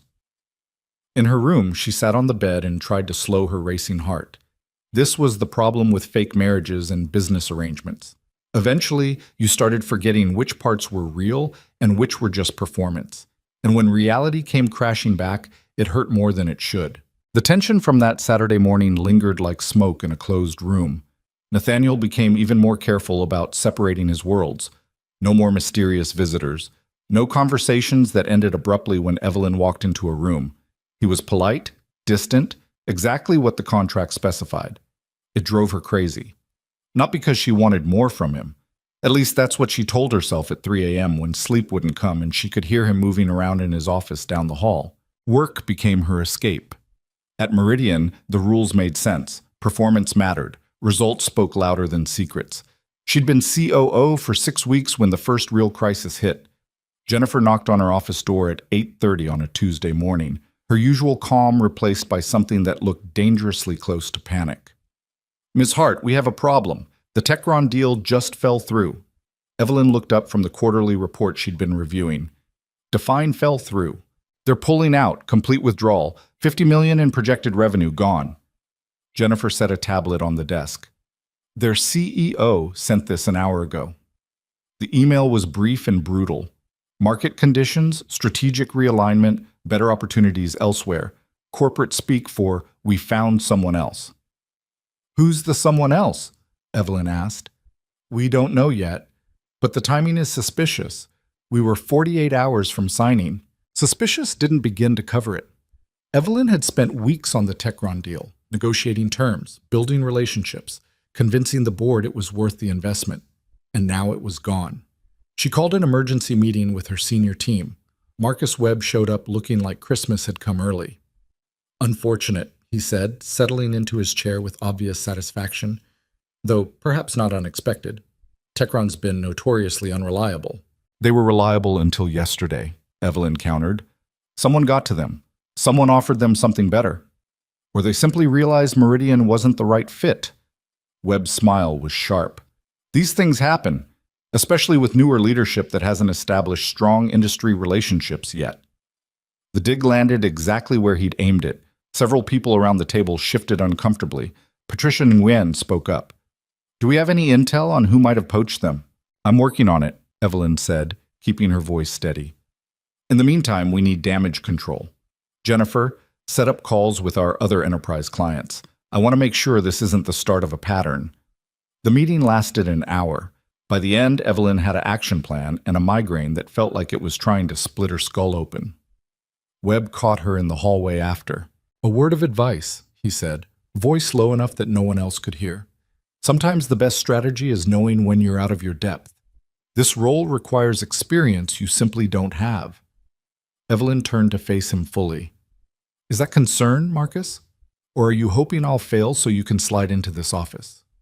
I'm hoping you'll recognize reality before you damage the company further. He straightened his tie. But hope is a fragile thing. He walked away, leaving Evelyn standing in the hallway with her hands clenched so tight her nails cut into her palms. That night, she came home to find Nathaniel in the kitchen with Lily, helping her with some kind of art project that involved an alarming amount of glitter. Ms. Evelyn! Lily jumped up, trailing sparkles. Look what we're making. It's a castle for the elephants. The castle was mostly glue and construction paper, but Lily's enthusiasm made it beautiful. That's amazing, sweetie. Evelyn tried to muster energy she didn't feel. You're quite the artist. Nathaniel glanced at her. Rough day? You could say that. Daddy, can Ms. Evelyn help with the towers? We need 4 and I only have 3. Maybe later, baby girl. I think Ms. Evelyn needs some quiet time. But Lily had already grabbed Evelyn's hand, pulling her toward the table covered in craft supplies. And honestly, building glitter towers for elephants sounded better than thinking about Marcus Webb's smug face. They worked in comfortable silence. Well, Lily provided a running commentary on elephant architecture, which apparently was very specific, while Nathaniel cleaned up dinner. The Techron deal fell apart, Evelyn said quietly, cutting construction paper into tower shapes. Nathaniel's hands stilled at the sink. When? This morning. Someone poached them right before signing. Who? I don't know yet, but it's not random. The timing's too perfect. Lily was absorbed in applying glitter to her castle walls, not paying attention to the adult conversation happening around her. Webb, Nathaniel said. It wasn't a question. That's my guess, but I can't prove it. Evelyn watched glitter fall like snow onto construction paper. He's positioning me to fail, make it look like I'm incompetent so the board loses confidence. Then you need to make it backfire. How? The deal's gone. I've got nothing. Nathaniel dried his hands, came over to the table. He picked up a piece of construction paper, started folding it with precise movements. You're thinking about this wrong, he said. Webb wants you focused on the loss, on defending yourself. That keeps you reactive, always playing catch-up. So what do I do instead? You go on offense, find a bigger deal, something that makes Techron look like small potatoes. He handed the folded paper to Lily. An origami elephant, perfect in every detail. And you do it fast before the board meeting next week. Lily squealed with delight at the paper elephant. Evelyn stared at Nathaniel.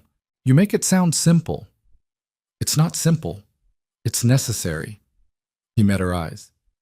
You want to survive in that world, you can't just defend. You have to hit back harder. I don't know how to find a major deal in a week. Yes, you do. You just don't know you know. He pulled out his phone, typed something quickly. Check your email in 10 minutes. I'm sending you some contacts. People who owe me favors. Why would they owe you favors? You're a mechanic. Nathaniel smiled, but it was cold. I used to be a lot of things. Some of those people remember. Before Evelyn could respond, Lily held up her glitter castle. It's done. Can we put it in my room? Of course, baby girl. Come on. Let's find the perfect spot.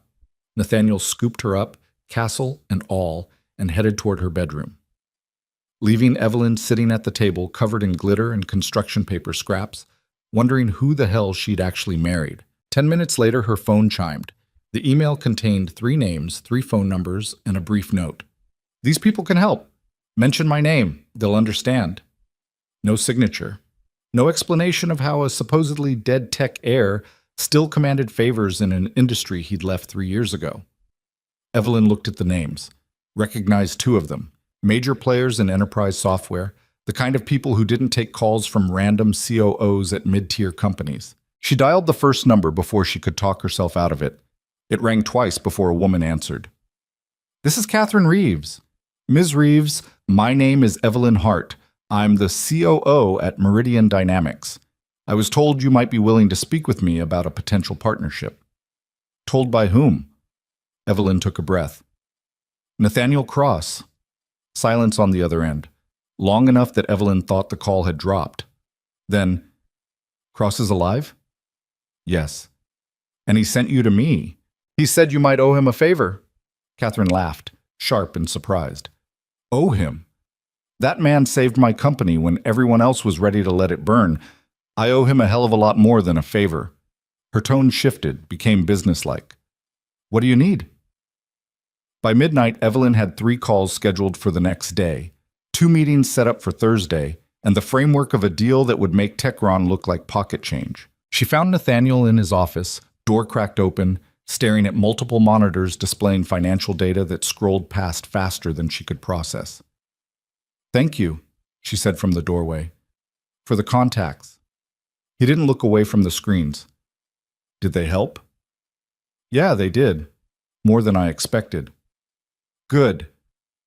Evelyn should have left it there, gone to bed, gotten some sleep before the insanity of tomorrow started. Instead, she stepped into the office. Why did Catherine Reeves sound shocked that you're alive? Because she attended my funeral. And she believed it? Everyone believed it. That was the point. Nathaniel finally looked at her. I'm trusting you with information that could put Lily in danger. Don't make me regret it. I'm not going to tell anyone. You say that now, but people talk. They let things slip without meaning to. And all it takes is one wrong person hearing one wrong detail. Evelyn moved closer to the desk. You keep acting like I'm going to betray you, like I'm the enemy. You're not the enemy, but you're also not permanent. In 18 months, you'll be gone. Back to your own life. I need to remember that. The word shouldn't have hurt. This was a business arrangement, temporary by design, but they hurt anyway. Right, Evelyn said quietly. Temporary. I remember. She turned to leave, but Nathaniel's voice stopped her. The people I connected you with, they're good people. Smart. Fair. But they're doing this because they trust me, which means your success reflects on my judgment. Don't waste it. I won't. And Evelyn? He was looking at her again, those dark eyes unreadable. Be careful. If Webb is playing the game you think he is, losing Techron won't be his only move. He'll escalate. Let him. I'm not scared of Marcus Webb. Maybe you should be. Desperation makes people dangerous. Evelyn thought about that as she went to bed. About desperate people and dangerous games and how far she'd come from that studio apartment in the Bronx. She'd wanted this. The power, the position, the chance to prove she belonged in rooms where people like Marcus Webb thought she had no right to exist. Now she had it, and it turned out winning was just the beginning of the fight. The week exploded into motion. Evelyn met with Catherine Reeves on Wednesday morning. By afternoon, they'd sketched out a partnership deal that would integrate Reeves's AI technology with Meridian's infrastructure division. The potential revenue made Techron look like a rounding error. Thursday brought meetings with 2 other contacts from Nathaniel's list. Both conversations went better than Evelyn had dared hope. By Friday, she had the framework of 3 major deals, any one of which would have been a career-making win. Together, they were transformative. But she also had a problem. Marcus Webb knew something was happening. She could see it in the way he watched her during meetings, the questions he asked that seemed casual but weren't. You've been busy this week, he commented Friday afternoon, catching her by the elevators. Lots of meetings with external partners. Just exploring opportunities, Evelyn said lightly. Catherine Reeves. Interesting choice. She's notoriously selective about partnerships. So he was tracking her meetings. Evelyn kept her expression neutral. Sometimes fresh perspectives open doors. And sometimes they get you in over your head. Webb pressed the elevator button. I'd hate to see you commit Meridian to something you can't deliver on. Worried about me, Marcus? That's touching. Worried about the company. There's a difference. The elevator arrived. They rode down in silence that felt like a standoff. When the doors opened at the lobby, Webb turned to her. Whatever you're planning, make sure it's solid. The board doesn't have patience for failed experiments. He walked away, leaving Evelyn with the distinct impression she'd just been threatened. She called Nathaniel from the car. Webb knows I'm working on something big, she said without preamble. He's digging. Expected. What did you tell him? Nothing, but he's going to find out eventually. Not eventually. You're going to tell him. Nathaniel's voice was calm. At the board meeting Monday, you're going to present all 3 deals fully formed with projections and timelines. Make it impossible for him to undercut you without looking like he's sabotaging the company. That's insane. I can't have all 3 deals ready by Monday. Yes, you can. I'll help. Nathaniel, do you want to win or not? The question hung in the air. Of course she wanted to win. That was the whole point. But this felt different. Bigger. Like she was stepping into something she couldn't step back from. I want to win, she said quietly. Then trust me, we'll work through the weekend. By Monday, you'll have everything you need. That weekend became a blur of spreadsheets and projections and late-night strategy sessions in Nathaniel's office. He was different when he worked, focused in a way that was almost frightening. He saw patterns in financial data that Evelyn had missed, anticipated objections before they arose, structured arguments that were bulletproof. Where did you learn this? She asked Saturday night, somewhere around 2 a.m. Business school, then trial by fire running my father's company. He didn't look up from the laptop. You learn fast when failure means losing everything. Is that what happened? You lost everything? I walked away from everything. There's a difference. Evelyn wanted to push, to understand the distinction, but Lily appeared in the doorway, rubbing her eyes. Daddy, I had a bad dream. Nathaniel's entire demeanor shifted. He was out of his chair in seconds, scooping her up. What kind of bad dream, baby girl? The kind with monsters. Well, monsters aren't allowed in this house. You know that. He started carrying her back to her room. Come on, let's check under the bed and in the closet. Make sure they got the message. Evelyn watched them go, something twisting in her chest. This was the man who'd coldly calculated every angle of their arrangement, who'd faked his death and manipulated legal systems and treated people like chess pieces. And he was also the father who checked for monsters and made origami elephants and cut his daughter's food into careful pieces. The contradiction was giving her whiplash. By Sunday night, the presentation was ready. 3 deals, complete with financial models and risk assessments and implementation timelines that would make the board's head spin. This is good work, Nathaniel said, reviewing the final slides. Webb won't see it coming. What if he tries to block it anyway? He will, but you'll have answers for every objection because we've already wargamed them all. Nathaniel closed the laptop. Get some sleep. Tomorrow's going to be brutal. Evelyn stood to leave, then paused. Can I ask you something? You're going to anyway.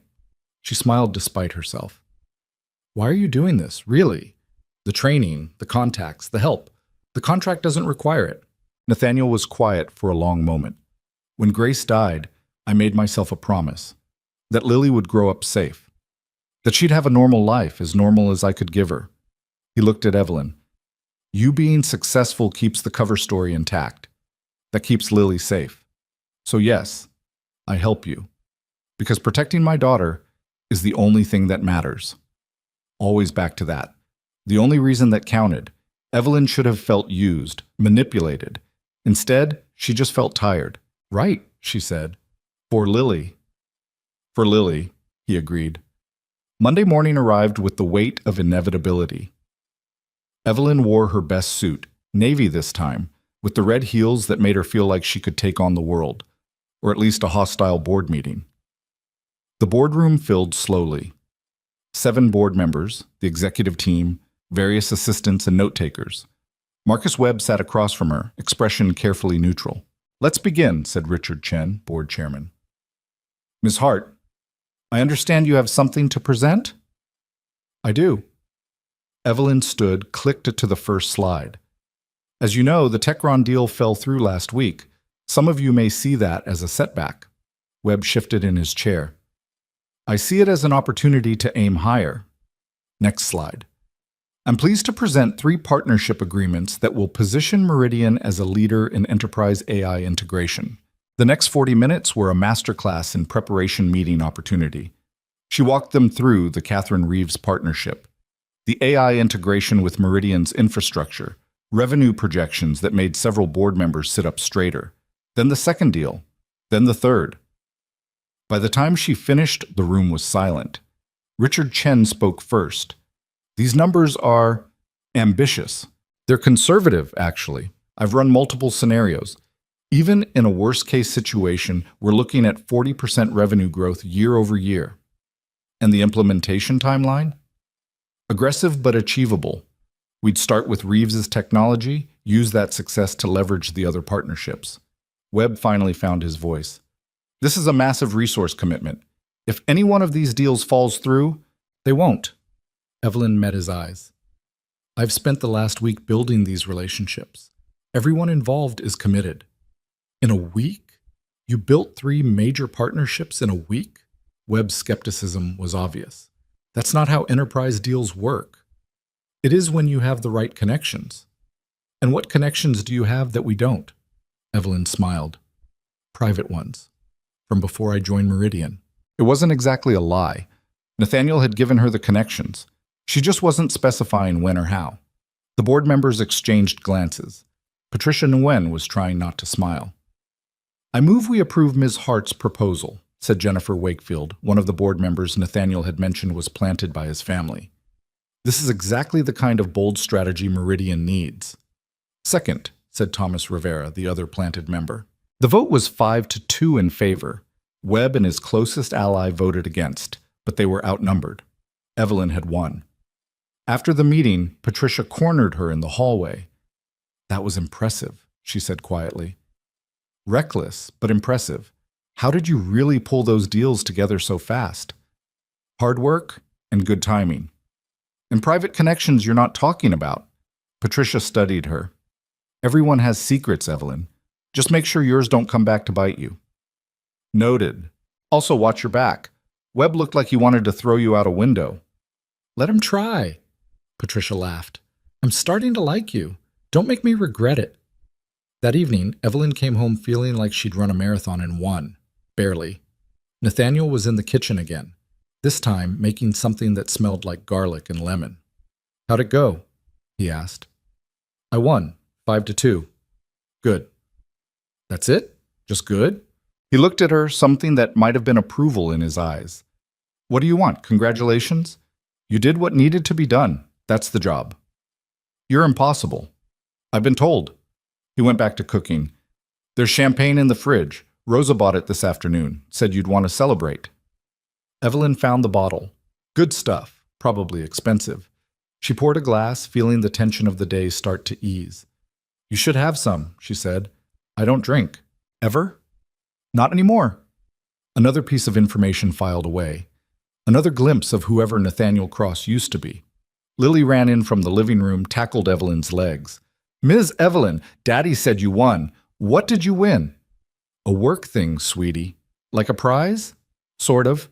"Can I see it?" Evelyn laughed, picked her up. "It's not that kind of prize. It's more like, I gotta keep doing my job." "That's a weird prize." "Yeah, it kind of is." They ate dinner together, the three of them, like a real family instead of a business arrangement. Lily chattered about pre-K and her friend Emma, who also liked elephants. Nathaniel was quieter than usual, but present in a way he sometimes wasn't. After Lily went to bed, Evelyn found him on the balcony. The city spread out below them, millions of lights against the darkness. "Thank you," she said, "for the help. I wouldn't have pulled this off without you." "You would have, just would have taken longer." "Still, thank you." Nathaniel turned to look at her. In the dim light from the apartment, his face was softer than usual, almost human. "You did good work this week," he said. "You earned this." Coming from him, that meant something. They stood in comfortable silence for a moment, both looking out at the city. "Webb's going to escalate," Nathaniel said finally. "Losing that vote hurt his standing with the board. He'll need to regain ground." "Let him try."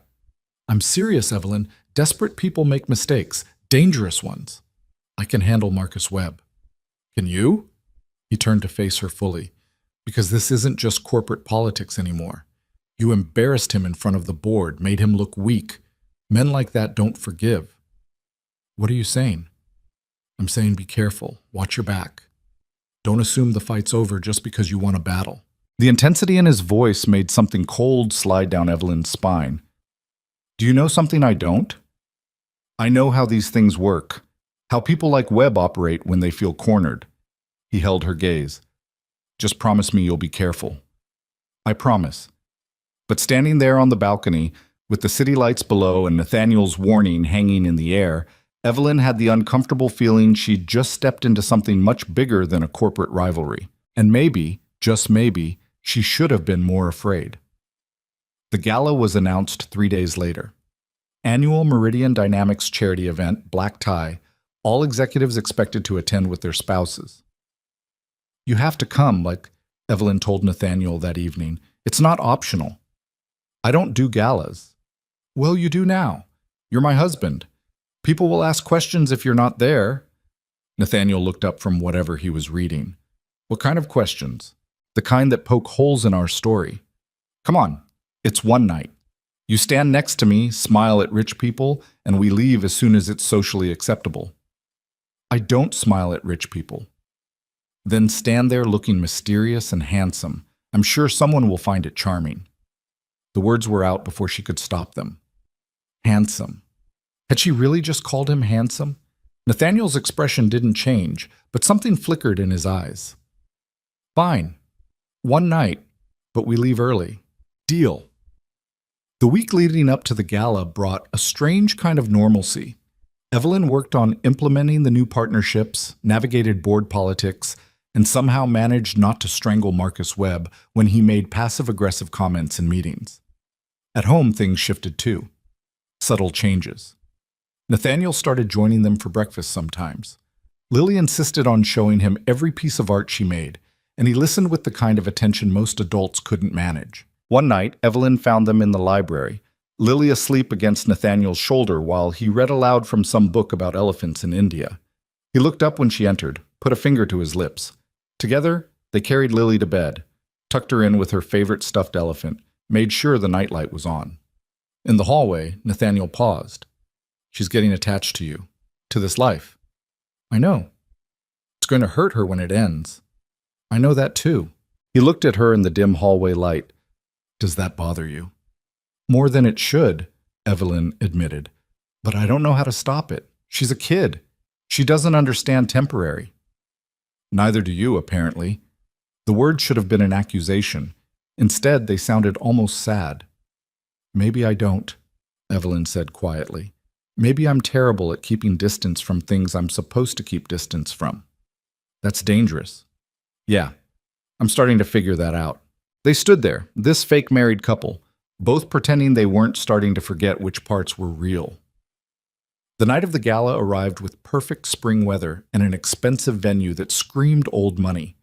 Evelyn wore a dress Rosa had helped her pick out, emerald green, elegant without trying too hard. She felt like an imposter playing dress-up, but the reflection in the mirror suggested otherwise. Nathaniel emerged from his room in a tuxedo that fit like it was made for him, which it probably was. "You clean up nice," Evelyn said. "So do you." They rode to the venue in silence, both preparing for different versions of performance. The ballroom was everything Evelyn expected.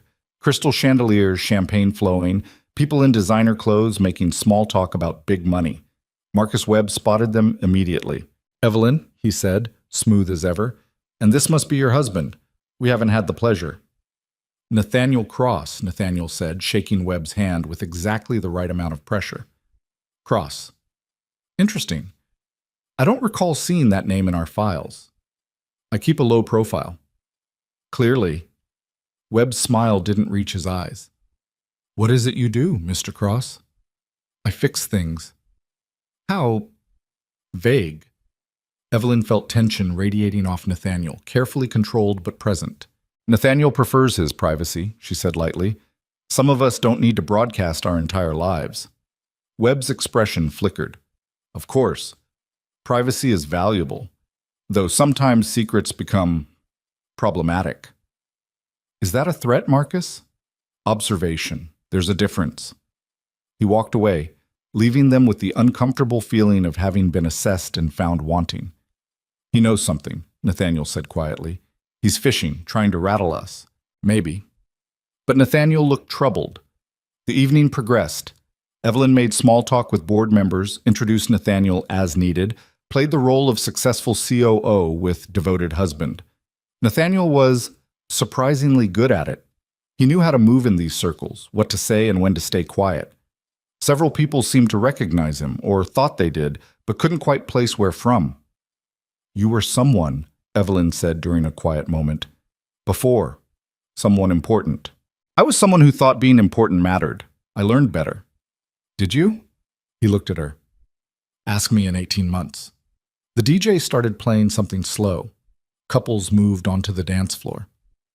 "We should probably—" Evelyn gestured toward the dancing. "I don't dance." "Come on, one dance, for appearances." Nathaniel sighed but let her lead him onto the floor. His hand settled at her waist, careful and precise. They moved in time with the music, not quite touching except where necessary. "You're better at this than you pretended," Evelyn said. "Lots of practice. Before you died." "Before I woke up." The cryptic answer was very him. Evelyn let it go, focused on not stepping on his feet. From across the room, Marcus Webb watched them with an expression that made her skin crawl. "He's planning something," she murmured. "I know." "Should we be worried?" "We should be ready." The music swelled. Other couples danced around them, lost in their own worlds. And for a moment, Evelyn let herself imagine this was real, that they were actually a couple, not two people playing roles in an elaborate production. Then the song ended. Nathaniel stepped back, the distance returning. "We've been here long enough," he said. "We can leave." They were heading toward the exit when Marcus Webb intercepted them. "Leaving so soon? The night's just getting started." "Early morning tomorrow," Evelyn said. "Of course, always working. That's admirable." Webb turned to Nathaniel. "Though I am curious, Mr. Cross, where did you say you were from?" "I didn't." "Right, privacy. I respect that." Webb smiled. "Though I have to admit you look familiar, like I've seen you somewhere before." Nathaniel's expression remained neutral. "I have one of those faces." "Perhaps. Or perhaps—" Webb pulled out his phone, tapped the screen. "Perhaps you look familiar because 3 years ago you were all over the financial news. Tech Air, tragic yacht explosion." He turned the phone around. The same Financial Times article Nathaniel had shown Evelyn that first night. "Of course, that Nathaniel Cross is dead," Webb continued. "So you couldn't possibly be him. That would be, what's the word? Fraud." The temperature in the room seemed to drop. Evelyn's mind raced. This was it, the moment Webb had been building toward. But Nathaniel just laughed, actually laughed, warm and genuine. "That's creative, I'll give you that. But no, I'm not a dead billionaire." He glanced at the photo. "Though the resemblance is flattering, that guy was in much better shape." Webb's smile faltered slightly. "You're saying you're not—" "I'm saying I'm a mechanic from Queens who married a woman way out of his league. If that disappoints you, I apologize." "A mechanic, living in an Upper East Side penthouse. My wife's successful. We manage." "I'm sure you do." Webb put his phone away. "Still, it's quite a coincidence. The resemblance, the name. Cross is a common name, and apparently I have a doppelganger who had terrible luck with boats." Nathaniel took Evelyn's arm. "Now, if you'll excuse us, we really should be going." They made it to the car before Evelyn let out the breath she'd been holding. "He knows," she said. "He suspects. It's different." "Is it?" "He just accused you of being a dead man." "And I denied it, convincingly." Nathaniel loosened his tie.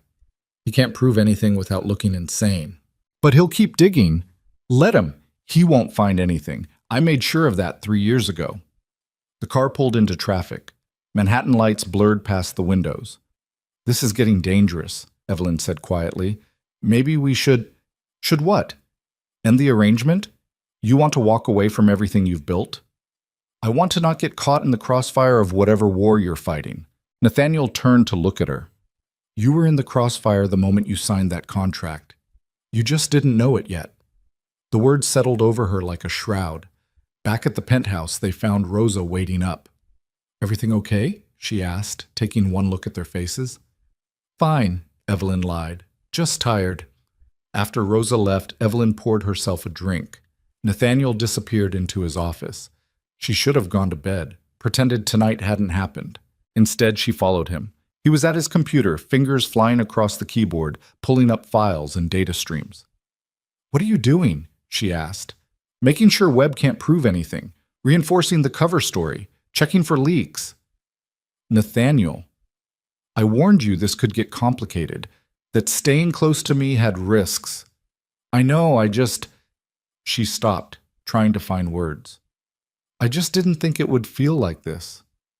"Like what?" "Like I actually have something to lose." He looked at her then, really looked, and something in his expression cracked. "You don't," he said quietly. "Whatever you think you have here, it's temporary. Don't forget that." Too late. The admission hung between them. Nathaniel stood, walked to the window. His reflection in the glass looked tired. "This was supposed to be simple," he said. "A transaction, clean edges, clear outcomes." "Yeah, it was." "So what happened?" Evelyn joined him at the window. The city sprawled below them, full of people living real lives in real homes with real families. "We happened," she said. "You and me and Lily, pretending turned into something else when we weren't paying attention. That's the problem with pretending. Eventually you forget what's real." "So what do we do?" Nathaniel turned to face her. They were close now, closer than they'd been since that dance at the gala. "We remember the rules," he said. "We keep our distance. We don't let this become more than it is." And what is it? A business arrangement. Right. Evelyn stepped back. Business. She went to her room, closed the door, and sat on her expensive bed in her impossible penthouse, trying to remember when she'd stopped thinking of Nathaniel as a stranger and started thinking of him as something dangerous and different. Tomorrow, Webb would keep digging. Tomorrow, the corporate war would continue. But tonight, Evelyn lay awake knowing she'd crossed a line she couldn't uncross. She cared about Lily, about this life, about the man down the hall who was probably also awake, also pretending he didn't feel the shift happening between them. And caring, in this arrangement, was the most dangerous thing she could do. The week after the gala felt like waiting for a bomb to detonate. Webb didn't make another move, which somehow made it worse. Evelyn caught him watching her in meetings, that calculating expression on his face, like he was working through a puzzle he couldn't quite solve. At home, Nathaniel became even more careful. He installed new security cameras, claimed they were standard for the building, but Evelyn knew better. She caught him checking his phone at odd hours, tension in his shoulders that hadn't been there before. "You're scared," she said one night, finding him on the balcony at 2 a.m. "I'm cautious. There's a difference." "Is there?" He didn't answer, just stared out at the city like it held answers he couldn't find. Lily noticed the shift too. Kids always did. "Is Daddy mad at us?" she asked Evelyn during breakfast one morning while Nathaniel was locked in his office. "No, sweetie. He's just busy with work stuff." "He's always busy now." Lily pushed her eggs around her plate. "And he doesn't smile anymore." Evelyn's chest tightened. "Sometimes grown-ups have a lot on their minds." "Is it because of the bad people?" The question landed like ice water. "What bad people?" "The ones Daddy talks to Rosa about when they think I'm not listening." Lily looked up with those two serious eyes. "Are the bad people coming back?" Evelyn pulled her close. "Nothing bad is going to happen to you. Your daddy won't let it, and neither will I." "Promise?" "Promise." But making promises about things she couldn't control was dangerous territory, and Evelyn knew it. That afternoon, Jennifer knocked on Evelyn's office door with an expression that meant trouble. "Ms. Hart, we have a situation. The SEC just contacted legal. They're opening an inquiry into the Reeves partnership." "What?" Evelyn looked up from the contract she'd been reviewing. "On what grounds?" "They're claiming potential conflicts of interest, saying the deal was pushed through too quickly without proper vetting." Jennifer handed over a folder. "It's being spearheaded by Marcus Webb's brother-in-law, who happens to work at the SEC." Of course it was. Because Marcus Webb didn't fight fair when he was cornered. Evelyn spent the next 3 hours with the legal team, going over every detail of the Reeves deal. Everything was clean. She'd made sure of that. But SEC inquiries had a way of finding problems even where none existed. She called Nathaniel from the car. "Webb's escalating. He got someone at the SEC to open an investigation." Silence on the other end. Then, "Into the Reeves deal?" "Yeah, they're calling it conflicts of interest." "Because Catherine knew me. Because I connected you." His voice was flat. "This is my fault. It's Webb being desperate. We knew he'd fight back. Not like this. If they dig too deep, if they start looking into how you got those connections, then we deal with it together. Evelyn, I'm not backing down, and I'm not letting you disappear because Webb is playing dirty."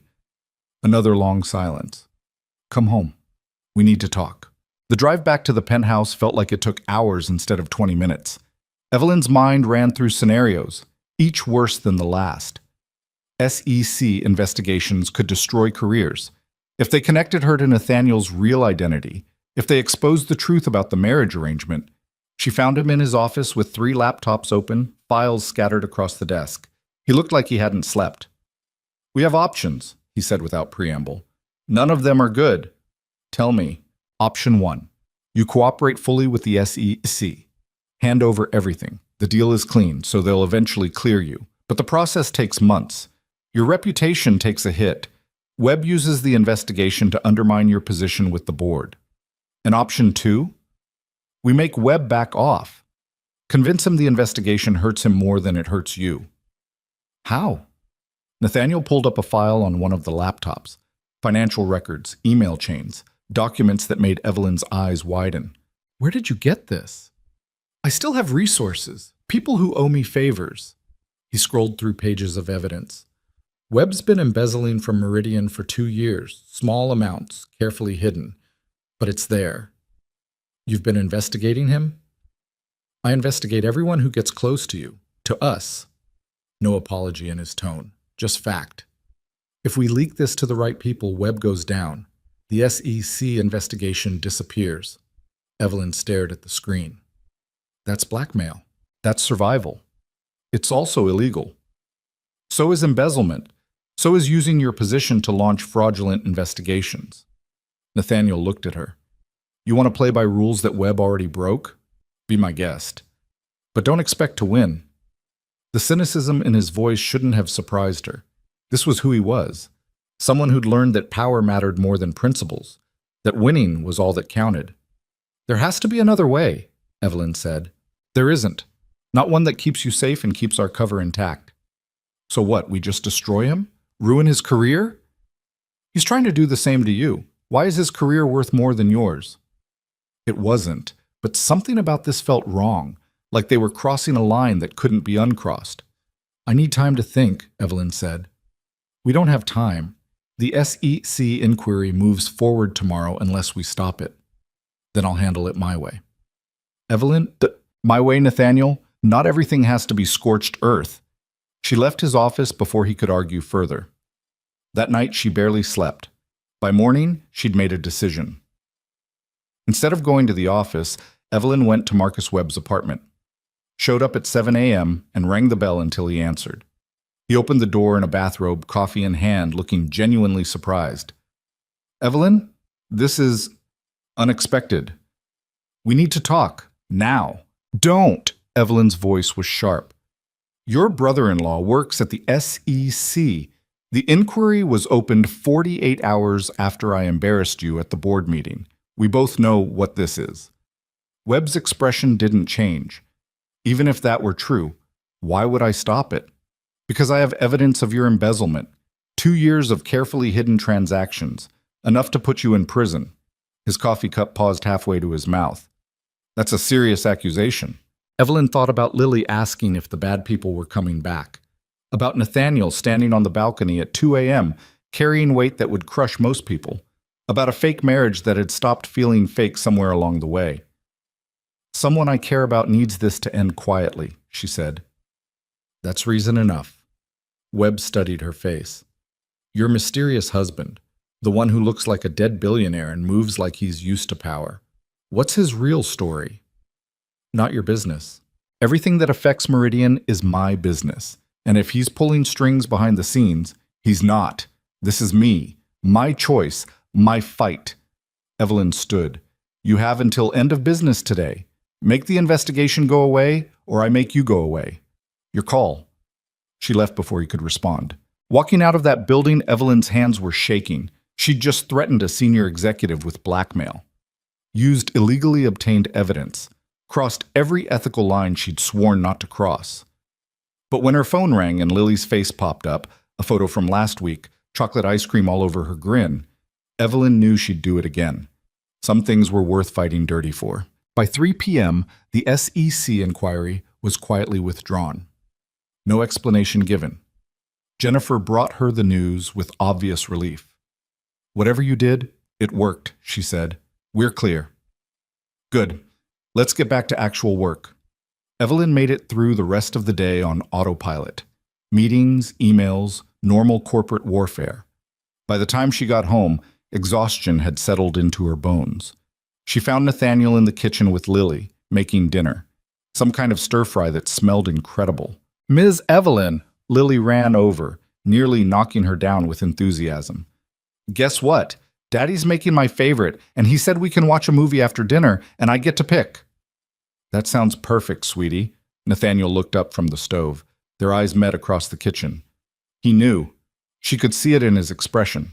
The question, the concern, the careful distance he maintained even when he wanted to close it. After dinner, after the movie, something animated with singing animals that Lily loved, after bedtime stories and checking for monsters and making sure the nightlight worked, Evelyn finally had her confrontation. Nathaniel was waiting in his office. You went to Webb, he said. Not a question. I did. And? And I used your evidence to make him back down. The investigation's over. Nathaniel was quiet for a long moment. I told you I'd handle it. No, you told me what you thought we should do. I made my own choice.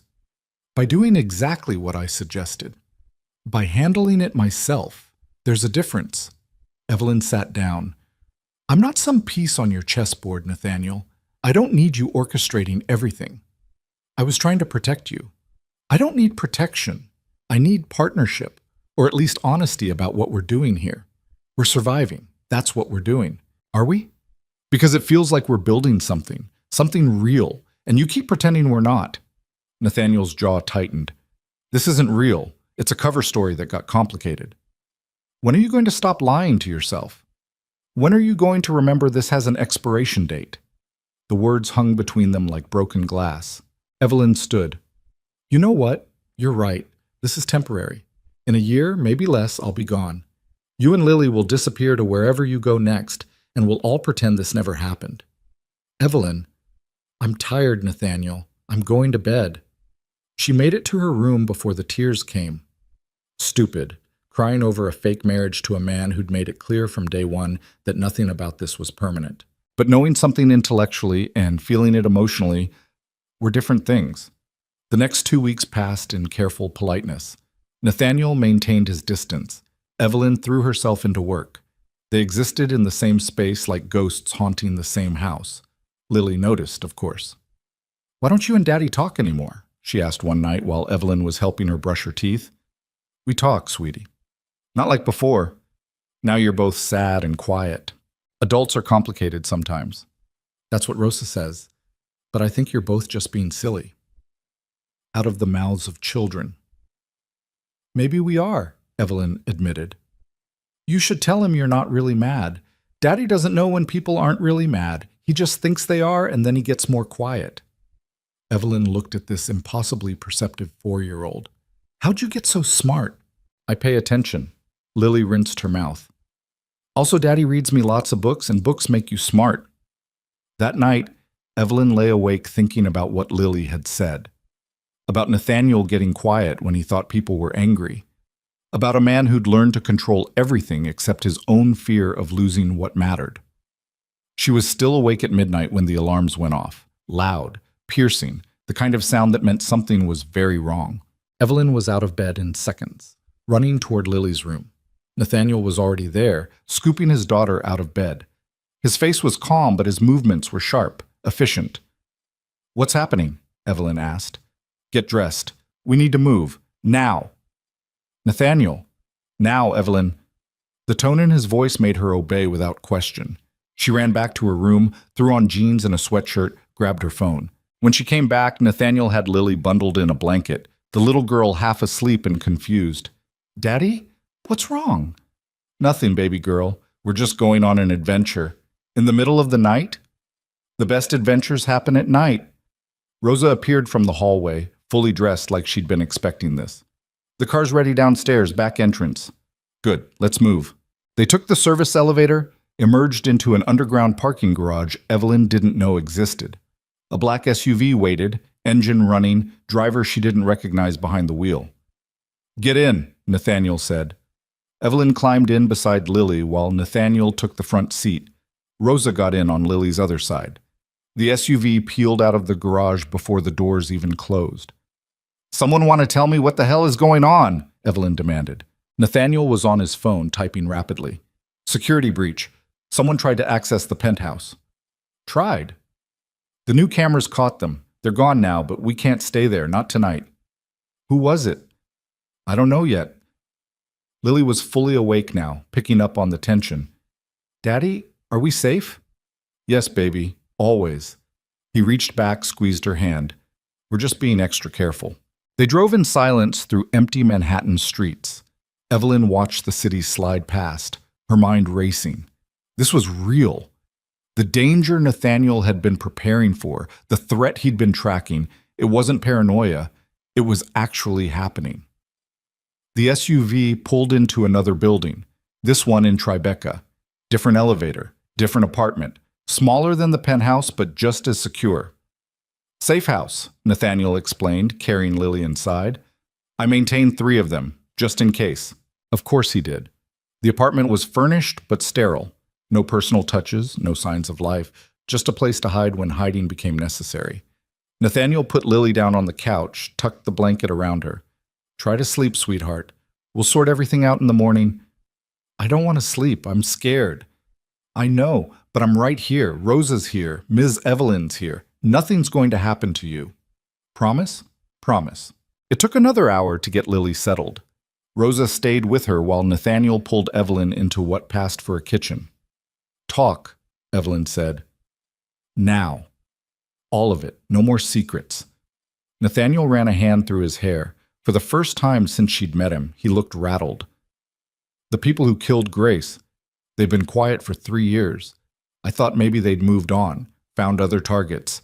But someone knew where we were. Someone got past security that should have been impenetrable. The men at the penthouse, the ones who came to talk to you. They were warning me, said there was chatter, that someone was asking questions about Nathaniel Cross. I thought I'd handled it, covered the trails. He looked at her.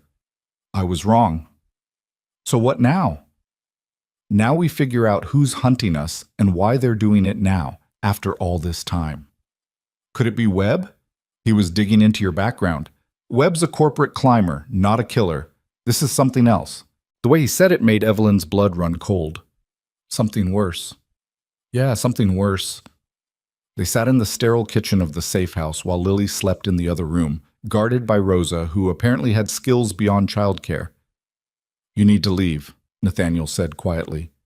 Take the money, keep the job, but distance yourself from this. From me, before it's too late. No. Evelyn, I said no. You don't get to push me away because things got dangerous. That's not how this works. This isn't a partnership. It's a business arrangement that's putting you in the crosshairs of people who don't hesitate to kill. Then we deal with it together. She met his eyes. I'm not abandoning Lily, and I'm not abandoning you. You barely know me. I know enough. I know you'd die before you let anything happen to your daughter. I know you carry guilt that's eating you alive. I know you're terrified that caring about anyone makes them a target. Evelyn leaned forward.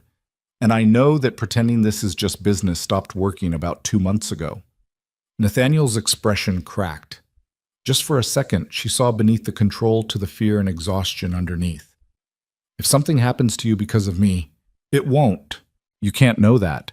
Neither can you, but we're still here, still fighting. So stop trying to protect me by pushing me away and let me actually help. They stared at each other across the kitchen table. Outside, the city hummed with life that felt very far away. I don't know how to do this, Nathaniel said finally. Let someone in. Trust that they won't leave? Won't die? Won't break? Evelyn reached across the table, took his hand. You can't control everything. And trying to is killing you. His fingers tightened around hers. Grace used to say that. She was right. She also died because I missed something. Because I got comfortable, stopped being vigilant. His voice was rough. I won't make that mistake again. Being vigilant is different from being alone. You have people who want to help. Rosa, me, let us. For a long moment, Nathaniel didn't respond. Then, so quietly, she almost missed it. I don't want to lose you too. The admission hit her like a physical blow. You won't, she whispered. You don't know that. Then we make sure of it. Together. They sat in the kitchen holding hands while the city woke up outside, and something shifted between them. The walls Nathaniel had built so carefully started showing cracks. And maybe, just maybe, that was the first step toward something real. By dawn, Nathaniel had a plan. He'd made calls, pulled strings, activated whatever network he'd maintained during his 3 years of hiding. People Evelyn didn't know existed moved in shadows she couldn't see. We're not running, he announced over breakfast. Running never works. They'll just find us again. So what's the alternative? Evelyn asked. We draw them out.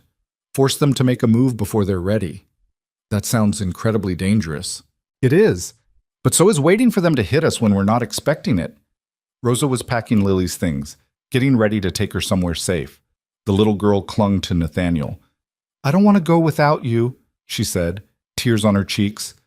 I know, baby girl, but Rosa's going to take you somewhere fun, like a vacation. I don't want a vacation. I want you. Nathaniel knelt down eye level with his daughter. Remember what I told you about being brave? Being brave means being scared, but doing the hard thing anyway. That's right. And right now, the brave thing is trusting Daddy to keep you safe. Can you do that? Lily nodded, but she was crying. Evelyn felt her own tears threatening. Watching this goodbye was breaking something inside her. I'll come see you soon, she told Lily, and we'll bring your elephants and read all your favorite books. Promise? Promise. They watched Rosa drive away with Lily, both knowing promises were fragile things when people were hunting you. Where did she take her? Evelyn asked. Upstate. Private property, off the grid. No one knows about it except Rosa and me. And now me. Nathaniel looked at her. Yeah. And now you. The weight of that trust settled over Evelyn like a cloak. He'd shown her the last piece of his defense, the final place he'd run if everything else failed. That meant something. So what's the plan? She asked. We go back to normal. You go to work, I go to the shop. We act like nothing's wrong. While actually, we're bait. Evelyn absorbed this. You want to use us to draw them out. I want to control the battlefield. Right now they have the advantage because we don't know who they are or when they'll strike. If we make ourselves visible, predictable, they'll make a move. And when they do, we'll be ready. With what? Your mysterious security team? With people who've been protecting me for 3 years, people who know how to handle this kind of threat. And me? What's my role in this insane plan? Nathaniel's expression was serious. Your role is staying alive, staying visible, so they think the plan is working and trusting me to keep you safe. I do trust you. Then prove it. Go to work tomorrow like nothing's wrong. I'll handle the rest. Evelyn wanted to argue, to demand more details, more control, more certainty. But she'd learned something in the last few months. Sometimes trust meant letting go, letting someone else carry the weight. Okay, she said, I'll play bait, but if this goes wrong, it won't. If it does, Nathaniel, if something happens... She stopped, trying to find words. Take care of Lily. Make sure she knows She knows. She's known since the day you helped her paint that ridiculous elephant castle. It wasn't ridiculous. It was art. It was 90% glitter and structural nightmare. All the best art is. They smiled at each other, brief and fragile. Then Nathaniel's phone buzzed. He looked at the screen, and his expression went cold. They just made contact, he said. Left a message at the penthouse. What kind of message? He turned the phone so she could see the photo. Someone had been inside their home, had stood in Lily's bedroom, had left a single playing card on her pillow. The ace of spades. What does it mean? Evelyn asked, though she had a sinking feeling she knew. It's a calling card. A signature. Nathaniel's voice was flat. The same one they left on Grace's body after they killed her. The temperature in the room dropped. They're telling us they can get to Lily, Evelyn whispered. They're trying to, but they won't, because this time I'm not playing defense. Nathaniel pocketed his phone. This time, I'm going to war. And looking at him, at the cold fury in his eyes, the absolute certainty in his posture, Evelyn believed him. The mechanic from Queens was gone.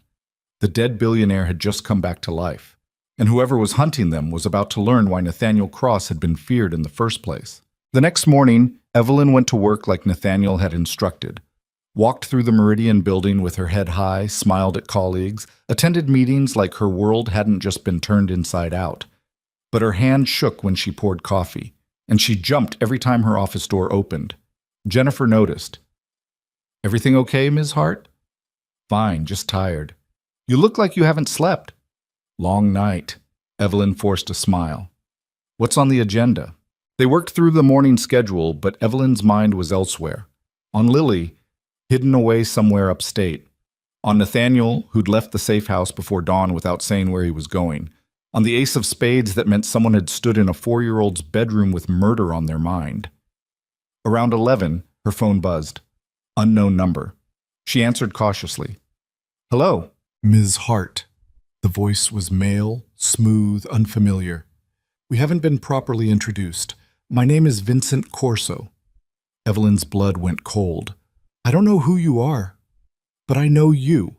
The ambitious woman from nowhere who married a dead man. Quite the story. I'm hanging up. I wouldn't, not if you value your husband's life or that sweet little girl's. Evelyn's hand tightened on the phone. What do you want? A meeting, just you and me. Tonight, 8 p.m. There's a warehouse on the waterfront in Red Hook. Come alone and we'll discuss terms. Terms for what? For letting you all live. Corso's voice was pleasant, conversational. Your husband has something I want. Information he took when he faked his death. You're going to convince him to hand it over. And if I don't come, then tomorrow morning someone finds a little girl's body, and the morning after that they find yours, and eventually they find his, but not before he watches everyone he loves die first. The line went dead. Evelyn sat at her desk, trying to breathe, trying to think through the panic. She called Nathaniel. It rang 4 times before he answered. Someone just called me, she said. Vincent Corso. He wants to meet tonight. Silence. Then, what did you tell him? Nothing. He hung up before I could respond. Nathaniel, he threatened Lily. He knows where... He doesn't know anything. He's fishing, trying to scare you into making a mistake. But there was tension in Nathaniel's voice. What else did he say? That you have information he wants, something you took when you faked your death. Yeah, I do. What information? Evidence that could destroy some very powerful people. I kept it as insurance in case they came after me. Nathaniel paused. Looks like they're done waiting. He wants me to meet him at 8, alone. Absolutely not. I didn't say I was going to. Good, because you're not. I'll handle Corso. How? By giving him what he wants, on my terms, not his. Evelyn wanted to argue, but she'd learned when Nathaniel used that tone. He'd already made up his mind. What do you need me to do? She asked instead. Go home. Wait for me. Don't go anywhere alone. Don't talk to anyone you don't trust completely. His voice softened slightly. And Evelyn? Thank you for calling me first. Who else would I call? 6 months ago, you would have tried to handle this yourself. He was right. 6 months ago, she'd been fighting alone, trusting no one, convinced that asking for help was weakness. Somewhere along the way, that had changed. 6 months ago, I didn't have anyone worth calling, she said quietly. The silence on the other end felt heavy. Then, I'll see you tonight. And Evelyn, this ends today, one way or another. The line went dead before she could respond. Evelyn made it through the rest of the day on autopilot. When 5 o'clock came, she grabbed her things and headed for the elevator. Marcus Webb caught her in the lobby. Leaving early? He fell into step beside her. That's not like you. Family emergency. Ah, yes, your mysterious family. Webb smiled, but it didn't reach his eyes. You know, I've been thinking about our conversation, about your husband and his convenient resemblance to a dead man. Marcus, I really don't have time. What if I told you I know the truth? What if I told you I've been doing some digging and I found some very interesting connections? Evelyn stopped walking. What do you want? Same thing I've always wanted. Respect, recognition, the position I've earned. Webb moved closer. But I'm willing to negotiate. You resign as COO, recommend me as your replacement, and I forget everything I know about Nathaniel Cross. That's blackmail. That's business. You of all people should understand. Evelyn looked at this man who'd spent months trying to destroy her, who'd launched investigations and spread rumors and done everything in his power to make her fail. And she realized something. He was small, petty, dangerous in his own way, but nothing compared to the real threats circling outside. You know what, Marcus? Do your worst. Expose whatever you think you know, because right now I have bigger problems than you. She walked away, leaving him standing in the lobby with his mouth open. Outside, the SUV was waiting. Same driver from last night, same careful efficiency. The ride back to the safe house felt eternal. When they finally arrived, Evelyn found Nathaniel in the living room with 4 other people. 3 men and 1 woman, all dressed in tactical gear that screamed military background. They looked up when she entered, assessing her with the same flat expression Nathaniel wore when he was working. This is Evelyn, Nathaniel said. Evelyn, this is my team. They've been watching the penthouse, tracking Corso's movements, preparing for tonight. Tonight? Evelyn looked at him. I thought you said I wasn't going to that meeting. You're not. I am. But Corso doesn't know that yet. One of the men, tall, dark-skinned, with a scar across his left eyebrow, spoke up. The warehouse is a trap. Classic setup. He's expecting you to come alone so he can grab you, use you as leverage against Cross. So we spring the trap first, said the woman, short blonde hair, ice blue eyes. Go in hard, extract what we need, get out clean. And what about the information he wants? Evelyn asked. The evidence you took? Nathaniel pulled out a flash drive from his pocket. It's all here. Names, dates, financial transactions, proof that a consortium of tech investors conspired to eliminate competition through assassination. Grace died because I found out about it, because I was planning to expose them. But you didn't. I couldn't. Not without putting Lily at risk. So I took the evidence, faked my death, and disappeared. Let them think they'd won. Why come after you now? Evelyn was trying to piece it together. If they think you're dead, because someone talked. Someone realized I'm still alive and told Corso. Nathaniel's jaw tightened. My guess, your friend Marcus Webb, he's been digging, asking questions. Probably reached out to the wrong people trying to confirm his suspicions. Webb, who'd just tried to blackmail her in the lobby, who'd been investigating Nathaniel for weeks. He doesn't know what he's done, Evelyn whispered. No, he just knows he was trying to hurt you. The rest is collateral damage. The scarred man checked his watch. We move in 2 hours. Cross, you sure about this? I'm sure. Corso wants a meeting. He'll get one, just not the one he's expecting. They spent the next hour going over the plan. It was military precise, accounting for every variable. The team moved with practiced efficiency, checking weapons and equipment with the kind of competence that came from years of working together. How long have they been protecting you? Evelyn asked Nathaniel during a quiet moment. Since before Grace died. They were private security for my company. When everything went south, they helped me disappear. Been watching my back ever since. That's expensive. How do you afford— I didn't lose everything when I faked my death, Evelyn. I just made it look like I did. He met her eyes. The mechanic thing was cover, but the money? That's still there. Hidden, carefully managed, but there. So you're still a billionaire. On paper? No. In reality? Yeah. Turns out dying is great for tax purposes. Despite everything, Evelyn almost laughed. You're insane. Probably, but I'm also the only thing standing between Corso and my daughter. So insane works. At 7:30, they loaded into 2 vehicles. Nathaniel rode with his team in the lead SUV. Evelyn followed in the second with the blonde woman who'd introduced herself as Alex driving. You care about him, Alex said. Not a question. Is it that obvious? Only to people who know what to look for. Cross doesn't let people in. Hasn't since Grace. So if he's letting you close enough to be part of this, you matter. We're married. It's complicated. Marriage is always complicated. Doesn't make it less real. They drove through Brooklyn in silence, watching the sun set over the city. Somewhere out there, Lily was safe. Evelyn had to believe that. The warehouse district in Red Hook was exactly as depressing as it sounded. Abandoned buildings, broken streetlights. The kind of place where bad things happen and nobody asked questions. The team parked 2 blocks away, approached on foot. Nathaniel moved with the same precision Evelyn had seen in his kitchen, his office, his everyday life. But now she understood where it came from. This was who he'd been before the mechanic cover. Someone who operated in shadows and made hard choices. The warehouse was massive, mostly empty, perfect for an ambush. They entered through a side door, spread out in formation. Evelyn stayed back with Alex, both of them armed with handguns that felt heavy and wrong in her grip. You know how to use that? Alex whispered. I've been to a range twice.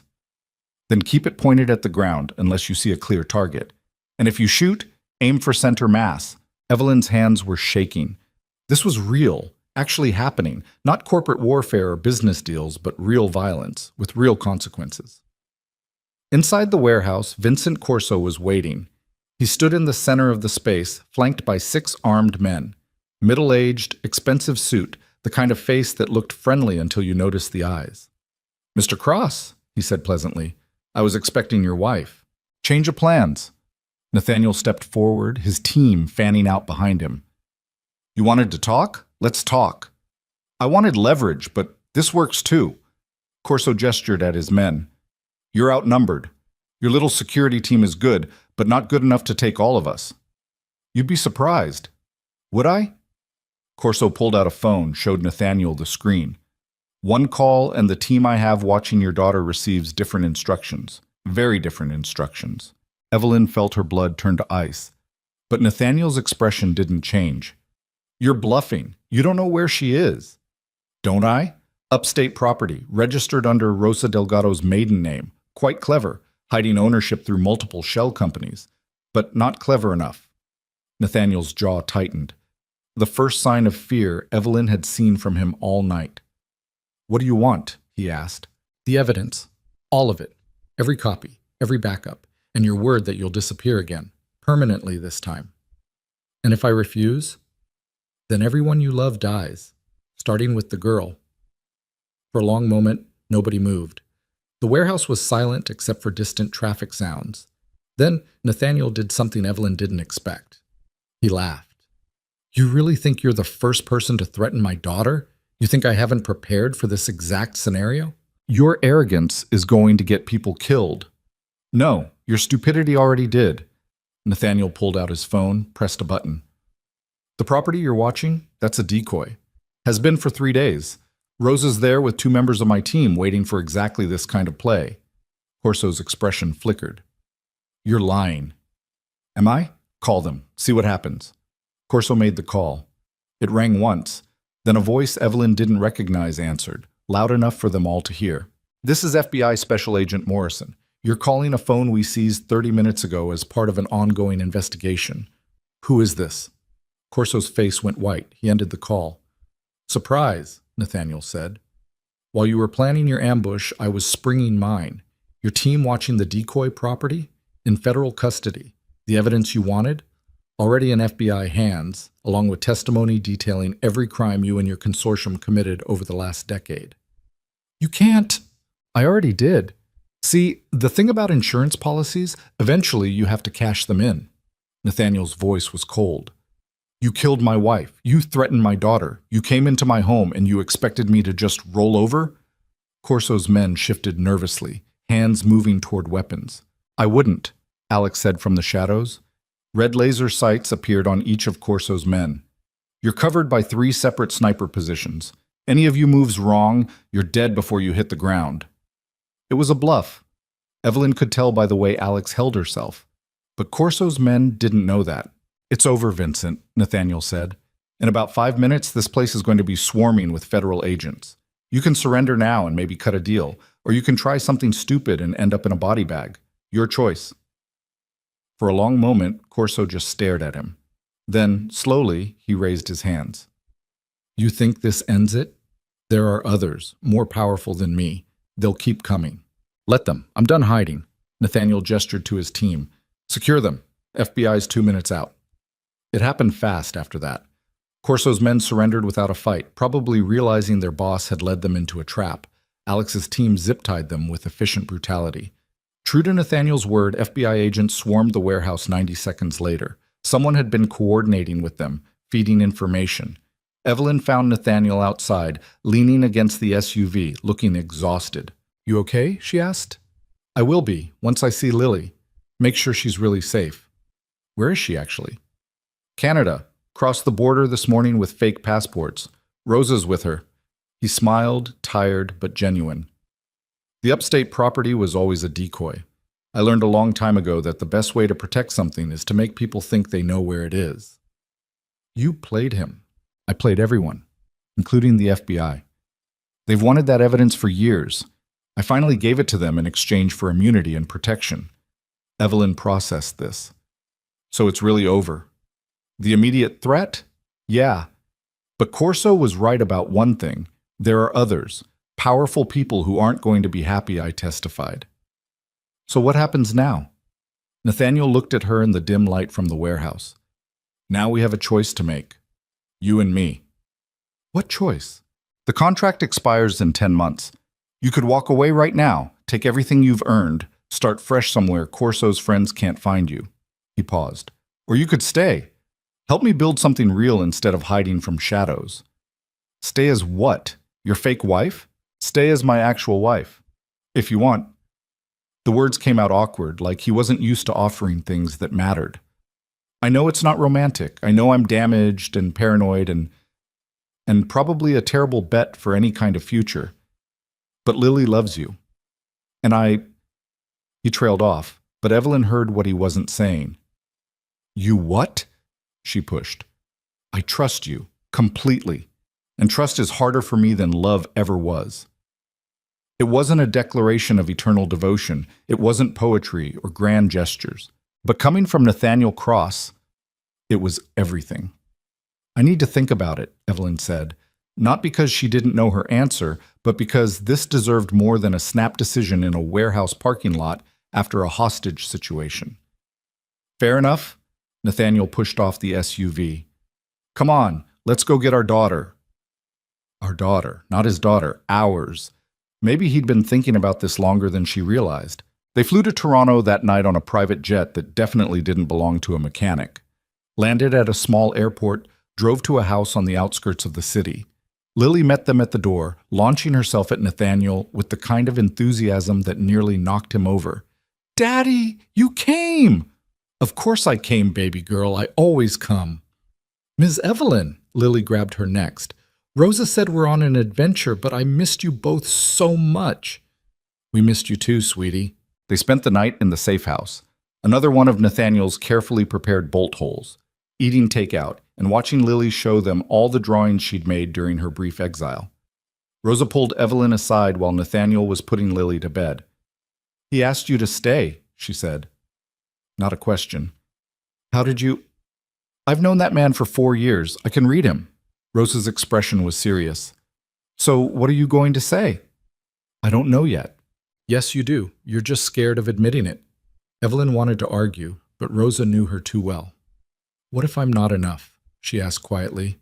What if I can't handle this life, these threats, the constant looking over our shoulders?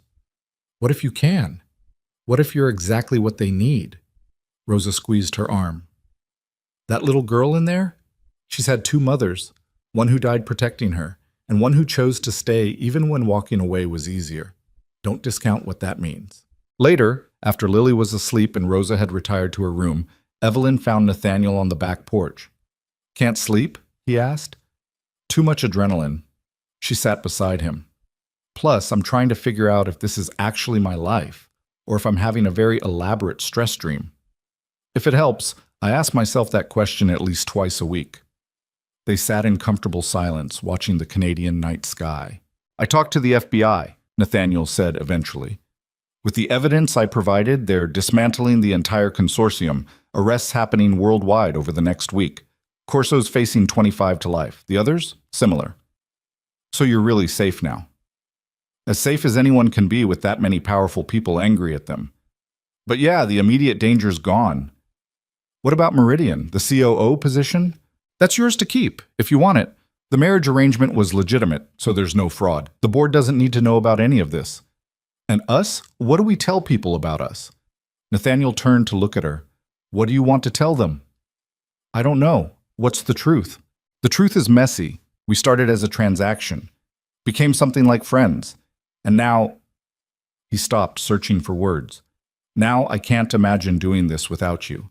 Any of it. Raising Lily, building a life, figuring out what comes next. That's not love? Evelyn said softly. No, it's better. It's choice.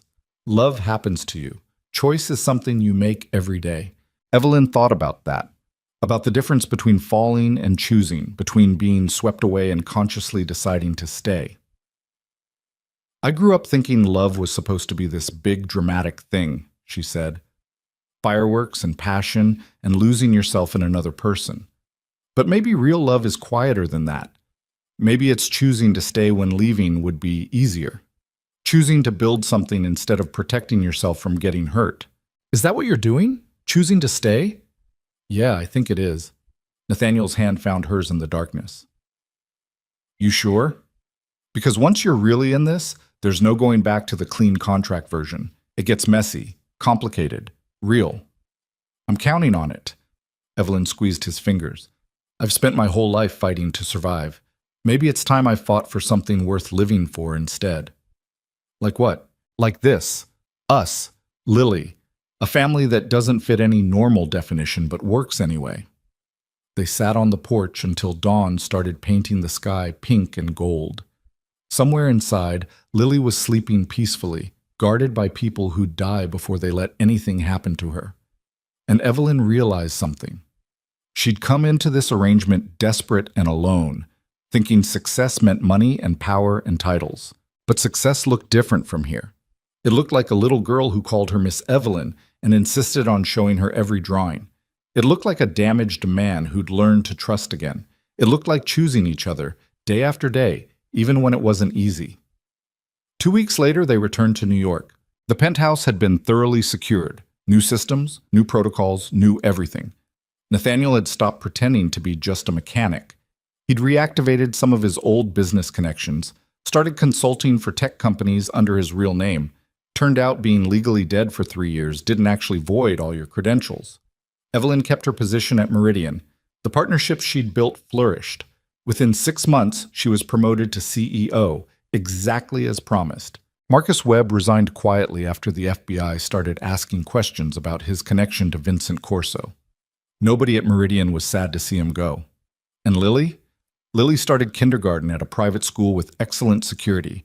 She made friends, joined an art class, developed an extensive knowledge of elephant biology that she shared with anyone who'd listen. One night, about 8 months after the warehouse confrontation, Evelyn was helping Lily with homework when the little girl looked up with those serious dark eyes. "Ms. Evelyn, can I ask you something?" "Of course, sweetie." "Are you going to stay forever? Or are you going to leave like Mommy did?" The question landed like a punch. Evelyn set down the colored pencil she'd been holding. "Your mommy didn't leave because she wanted to, Lily. She died trying to protect you." "I know, but people leave, even when they don't mean to." Lily's voice was small. "I don't want you to leave." Evelyn pulled her close. "I'm not going anywhere. I promise." "But the paper daddy had said 2 years. Rosa told me. She said you were only supposed to stay 2 years and then you'd go away."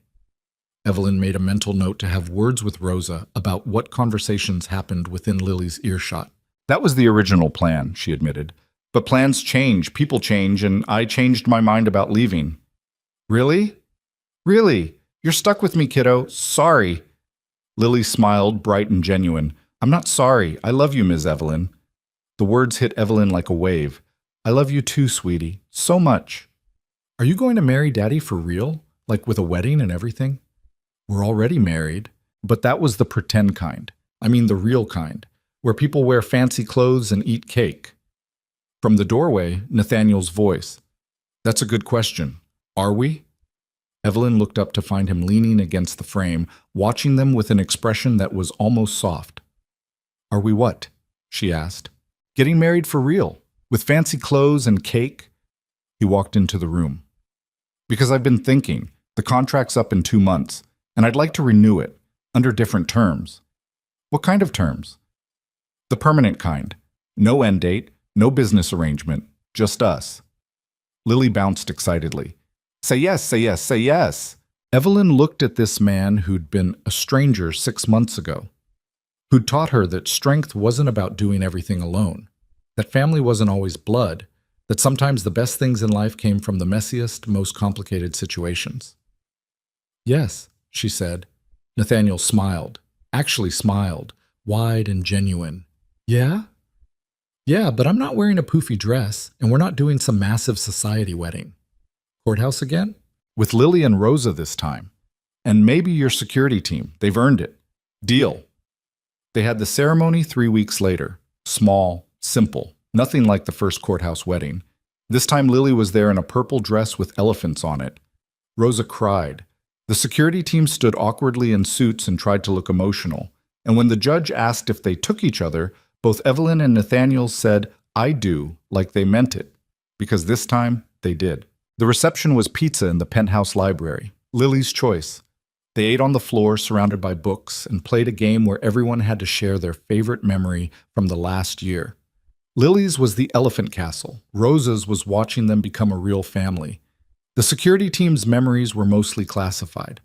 Nathaniel's was the night Evelyn had shown up at his workshop, all nervous determination and hidden fear, and he'd known somehow that she was going to change everything.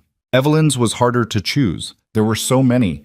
But finally, she settled on a quiet morning 3 months ago, waking up to Lily climbing into bed between her and Nathaniel, chattering about dreams and elephants and what they should have for breakfast. "That was the moment I knew I was home," she said. "Not in this apartment or this city, but with you two. That was home."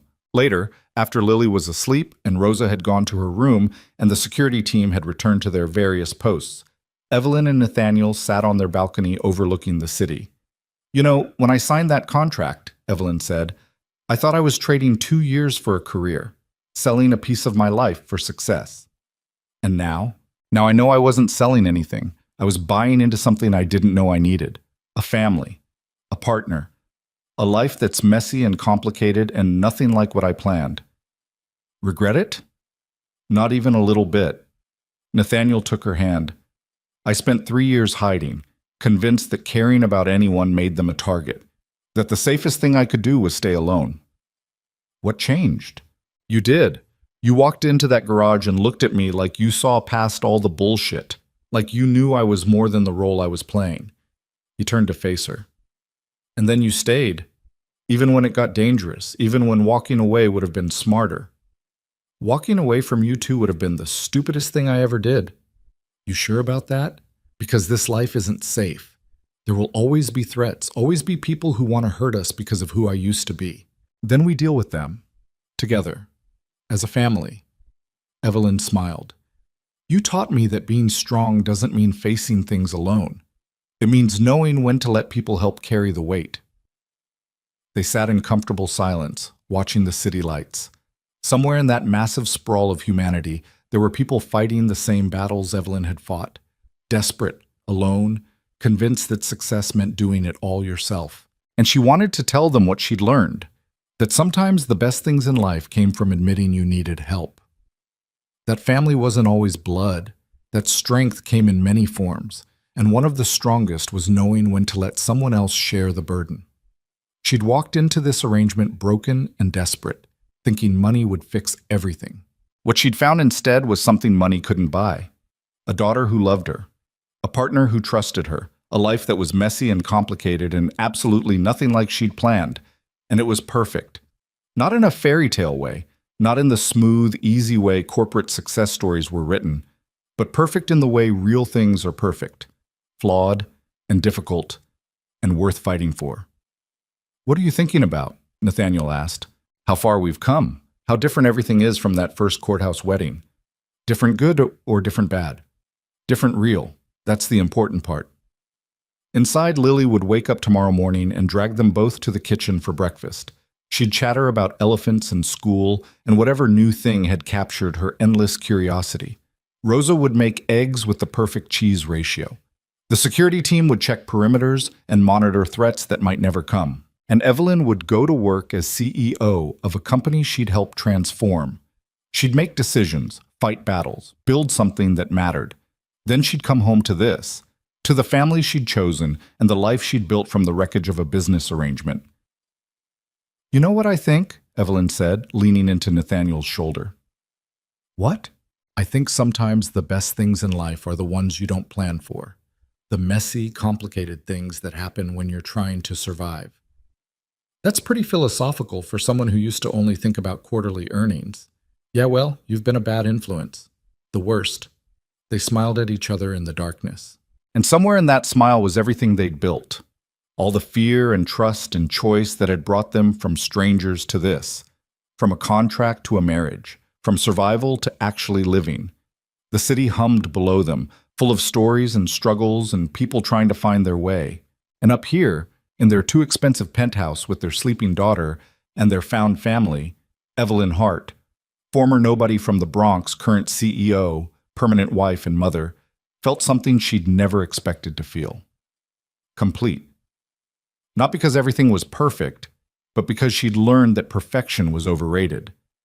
What mattered was this, the messy, complicated, absolutely imperfect reality of choosing each other every single day. That was the real success, the kind that couldn't be measured in dollars or titles or corporate achievements. It was measured in small moments, breakfast chaos and bedtime stories and quiet conversations on balconies overlooking the city. It was measured in trust hard won and love slowly built, and families chosen rather than given. And as Evelyn sat there with Nathaniel's hand in hers and their daughter sleeping safely inside, she realized something profound. She'd come into this looking for escape from poverty. What she'd found instead was escape from loneliness. And that made all the difference. The contract that had started this was long expired, torn up and forgotten. But the promises they'd made to each other, the real ones, not written on any legal document, those were just beginning. And they had the rest of their lives to figure out what came next, together.